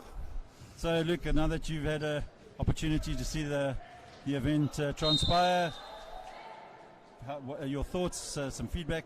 Well, it's exceeded my expectations. So this is really nice, and this is, well, we are witnessing a historic moment, because this is the first ever official IWBF 3x3 final. It's done in South Africa. The home team is there. Another special thing is it's refereed by 2 women. So this is unique because it's good. They're very good referees, so they deserve to referee a final. It has nothing to do with gender. It's just they're very good. So that's why they got it. And I think this is really unique to have the men's final refereed by 2 women, and that's very nice. I think that's very nice. Absolutely, yeah. The referees that Luke is referring to, Natasha Anono from South Africa and Aya Khaled from Egypt, are match officials. And both officials have been involved in the African game for quite a while now and hold their own, and they are some of the top referees in this continent. And this also marks the connection that we have with FIBA. Both referees are also refereeing in FIBA in the 5-on-5 game, which is good. That connection is there.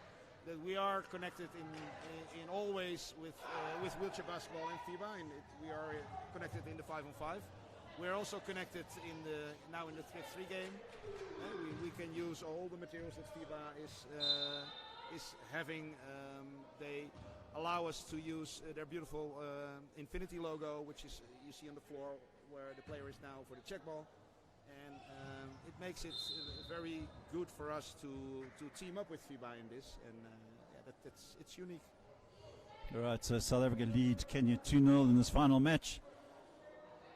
And it is interesting because even if South Africa won all their games in the pool, they have to win this. If Kenya wins this game, then they just go to the Commonwealth Games. And Absolutely, so it's all to pray for. Great shot there by it is a real final. Otieno. They have to win. So it can be interesting. Kenya have some good players. They're strong. They can play basketball. So this is really nice game. One player down. Frustration there from Rakhetsi Molete. South Africa will not want to miss those easy opportunities. Luke, definitely in this game, every basket counts. Every basket counts, and yeah, these are the two best teams of this tournament today, and it's nice to see them both in the final. Kenya had to work very hard to get in the final because they almost lost to Gambia, but they won. They overcome that, and they deserve to win the final against South Africa. Quick ball into Kiplian, and Kenya 2, South Africa 3. And you see how fast it can go. It was 1-1, and then South Africa scored a few, and now Kenya's already back only 1 point, trailing 1 point. So South Africa will just want to not panic. They just need to compose themselves and control the possession. But Kenya putting in some good defense here. However, the foul called against their number 14, Nguji.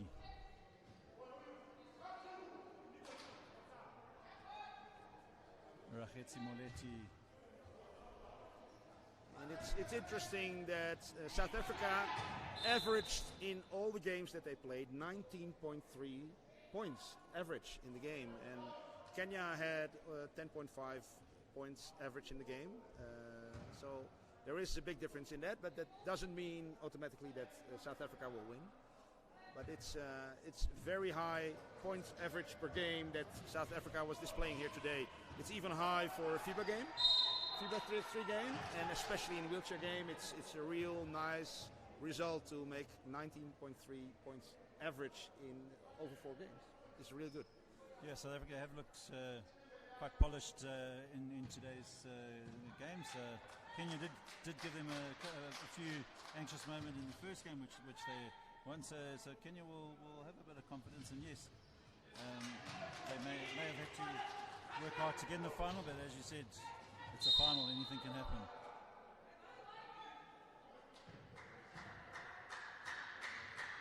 Substitution, South Africa, Simanga Bele coming on for Alan Matatatse, and I think Mbele, the player that's come into the court, would have had a large portion of those 19 points average.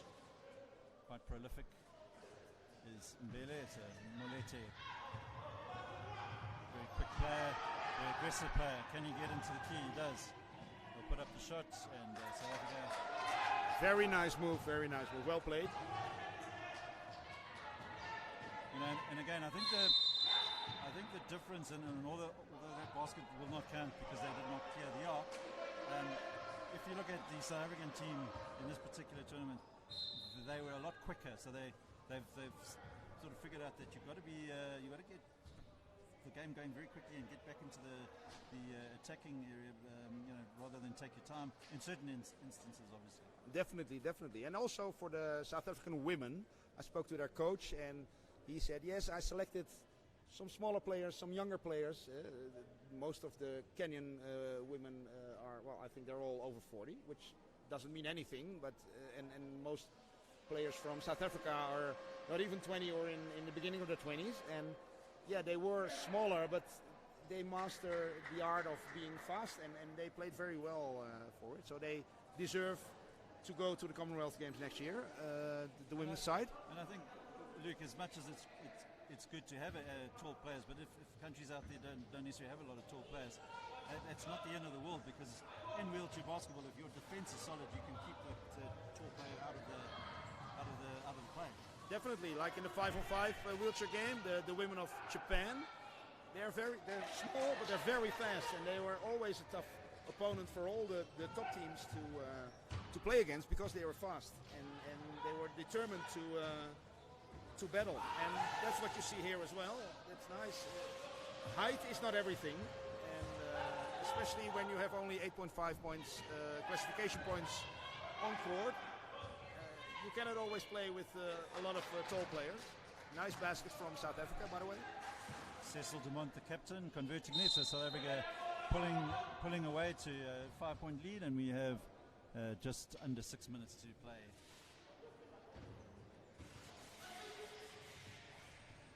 Mbele should convert, he does. South Africa seem to be getting some form of domination here, and shot goes up just in time for the shot clock violation, but rebound picked up by Moletti, finds Dumont. He will be fouled, and basket will count. Yes, and N1, and these are very important offenses that they make. They score and they get a foul, so they get an N1. And a basket is a regular basket is 1 point, but also a free throw is 1 point. So this gives them, if they make it, they make it. This gives them a comfortable 8-point lead. And Kenya has to work very hard to get back on it. Luke, in terms of the fouling situation, what is the difference between 3x3 versus 5-on-5? I believe there's no team player fouls. How does that work? In 5-on-5 you can have maximum of 5 fouls per player, and here all the fouls, the regular fouls and the technical fouls, are put on the team. So only the unsportsmanlike foul is registered on a specific player. And like in the 5-on-5 game, if you have 2 unsportsmanlike fouls, your game disqualified.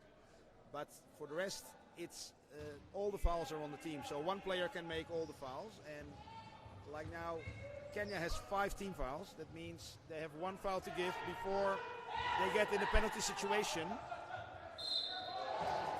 Oh, good.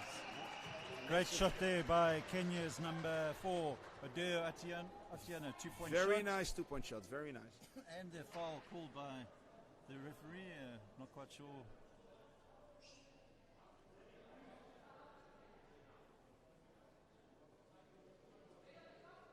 Despite the foul, no shooting in that instance, and Atiano will have the put in, and Kenya will look to try and narrow the deficit. Kenya 5, South Africa 12, and we have 4 minutes 26 to play.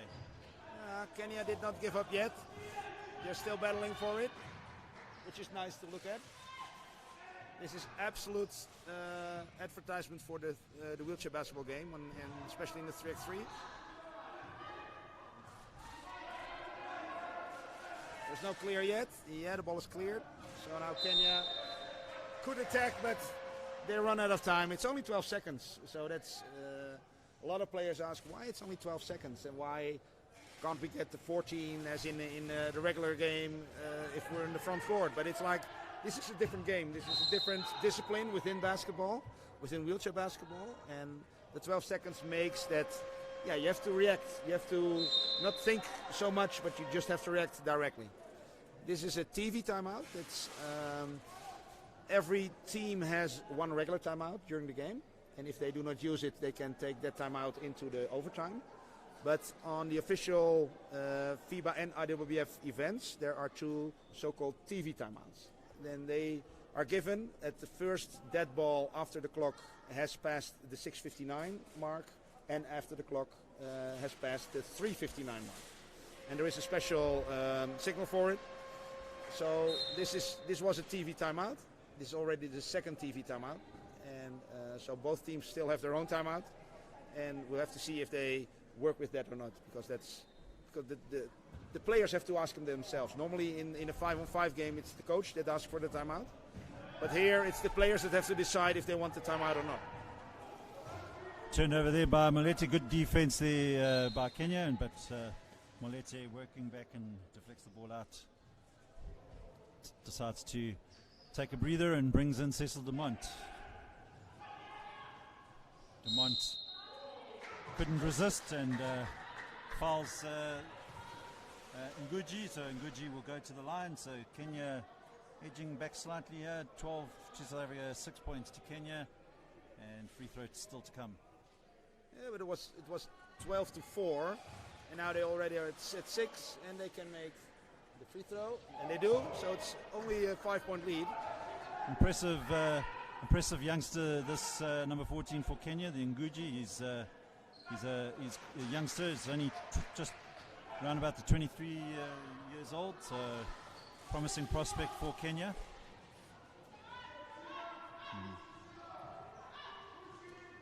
Two seconds on the clock. He had to put it up, and South Africa will pick up the rebound with Alan Matatatse. Closely guarded by Kipelin. Good pick there from Cecil Dumont, and he draws the foul from Kipelin. So nice play there from the South African. And this is team foul number 7, and once the 6th team foul has been passed, at team foul number 7, 8 and 9, the penalty is 2 free throws on all the fouls, not only on the shooting foul but on all the fouls. And from team foul number 10 and up, it's 2 free throws and possession at the check ball. Player is up. That's good. We will have 2 free throws for the South African captain.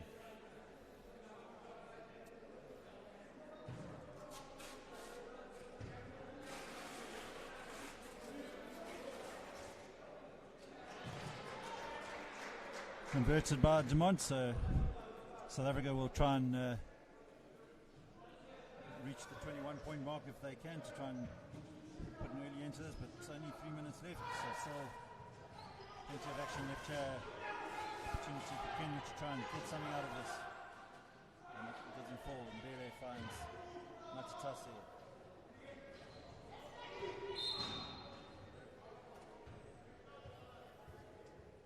Foul called against Mbele from South Africa. I think this is very well done by the referee. You can give fouls or technical fouls, but this is very good that the referee starts talking and also coaching a bit. It's grassroots. Everybody has to get used to the game, and I think this is also in the FIBA game. There is more talking from the referees with the players because it's a player-driven game. There's no coach to address. And this is very well done by referee Natasha.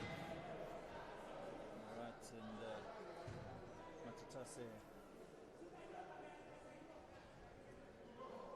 unable to convert there. Kenya with just under 3 minutes to play in this final, desperately trying to get more points on the board. Atiana has to shoot. The shot clock nearly went off. Ball rebounds. Alan Matatase finds it. Looking to set something up here. Driving in, draws a foul. And again, 2 free throws. The line. So good play, clever play there by Matatase. He knows that the Kenyans have foul trouble, so South Africa will be looking to draw the fouls every time. That's very clever. You see also in the FIBA game that sometimes players do not take advantage of the huge amount of team fouls on the other side. But this was very well done, and at the next foul, it will be 2 free throws and ball possession. The next foul from Kenya. So, rebound picked rebound. up by And offensive rebound. South Africa Very good.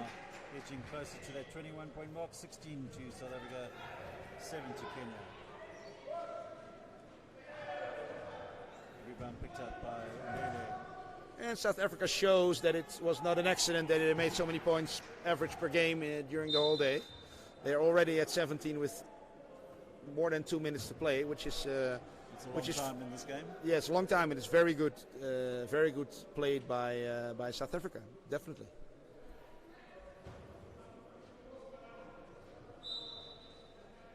Well, at this stage, South Africa are either 4 points away from the Commonwealth Games 2022, or 2 minutes away. So it looks like it could be South Africa men and South Africa women representing the African continent at the Commonwealth Games, and just over 2 minutes ago. South Africa 17, Kenya 7. Yeah, nothing is impossible, but 10 points at this stage of the game, it's a lot. So I don't think that Kenya will be able to change it. But you see, they keep on playing, they do not give up, and that's very admirable. That's very good. That's how it should be done. Play till the last second, and there is a 12-second violation. So check ball for South Africa. Right, so Mangambele will put the player back in, and he will set up Alan Matutasi, who will most definitely take a shot. Doesn't drop on this occasion.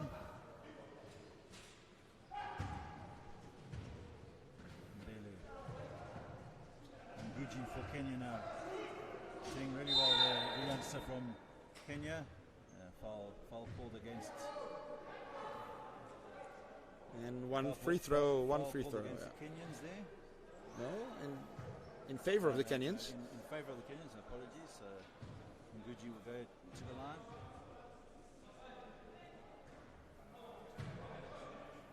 Yeah.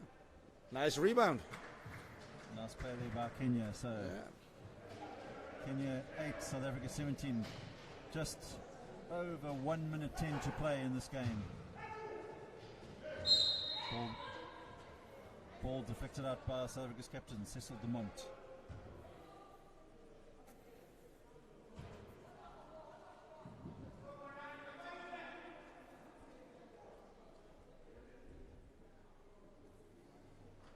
Again, well explained by referee Natasha what he did wrong. What is delay of the game? It's a warning for delay of the game, and you can delay of the game at the check ball situation, or after a score, or when you make a flop, which basically is a fake, or as the Germans call a Schwalbe. And if you get a warning for one of the 3 types of delay of the game, you're warned for all 3 directly. So if you get delay of the game on the check ball, and then you have delay of the game after a score, you get a direct technical foul. All right, so now we are into the last 40 seconds of this game. South Africa 17, Kenya 8. Dumont trying to get something up, but obviously shot clock running out for the South Africans, so Kenya will have an opportunity to try and get some more points.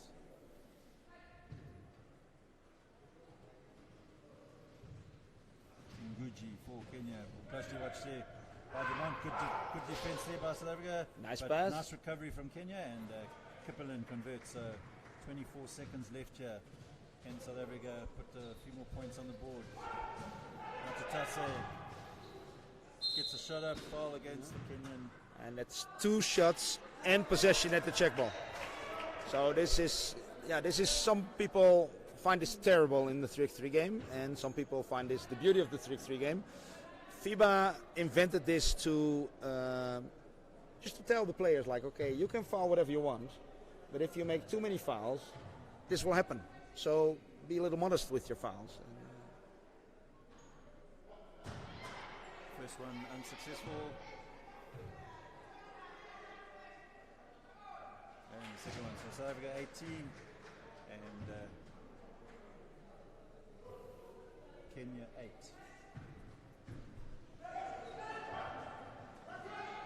Matutasi trying to get the shot up, but he was under the basket, and ball turned over.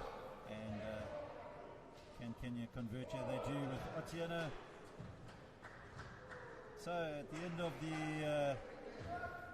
the game, South Africa have beaten Kenya by 18 points to 9, and South Africa are the first 3x3 champions on the first event here for the IWBF 3x3 globally, and South Africa definitely will represent the African zone in the 2022 Commonwealth Games in Birmingham. So big congratulations, men and women, going through to the Commonwealth Games.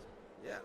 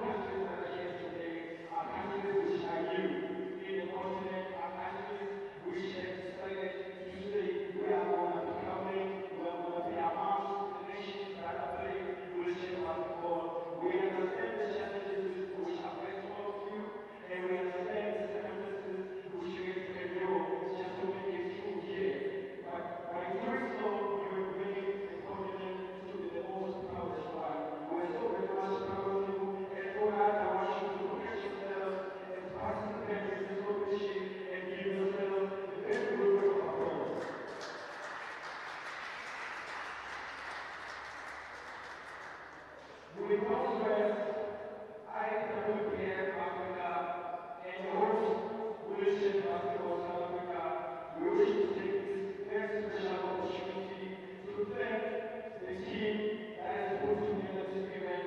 When I say the team that has put together this event, I'm talking about the countries, the respective countries, which have worked so very hard to ensure all their athletes are participating in this tournament. And the success will not be achieved if it was because of all of you colleagues from the different countries, including the LOC. We wish to thank you so very much.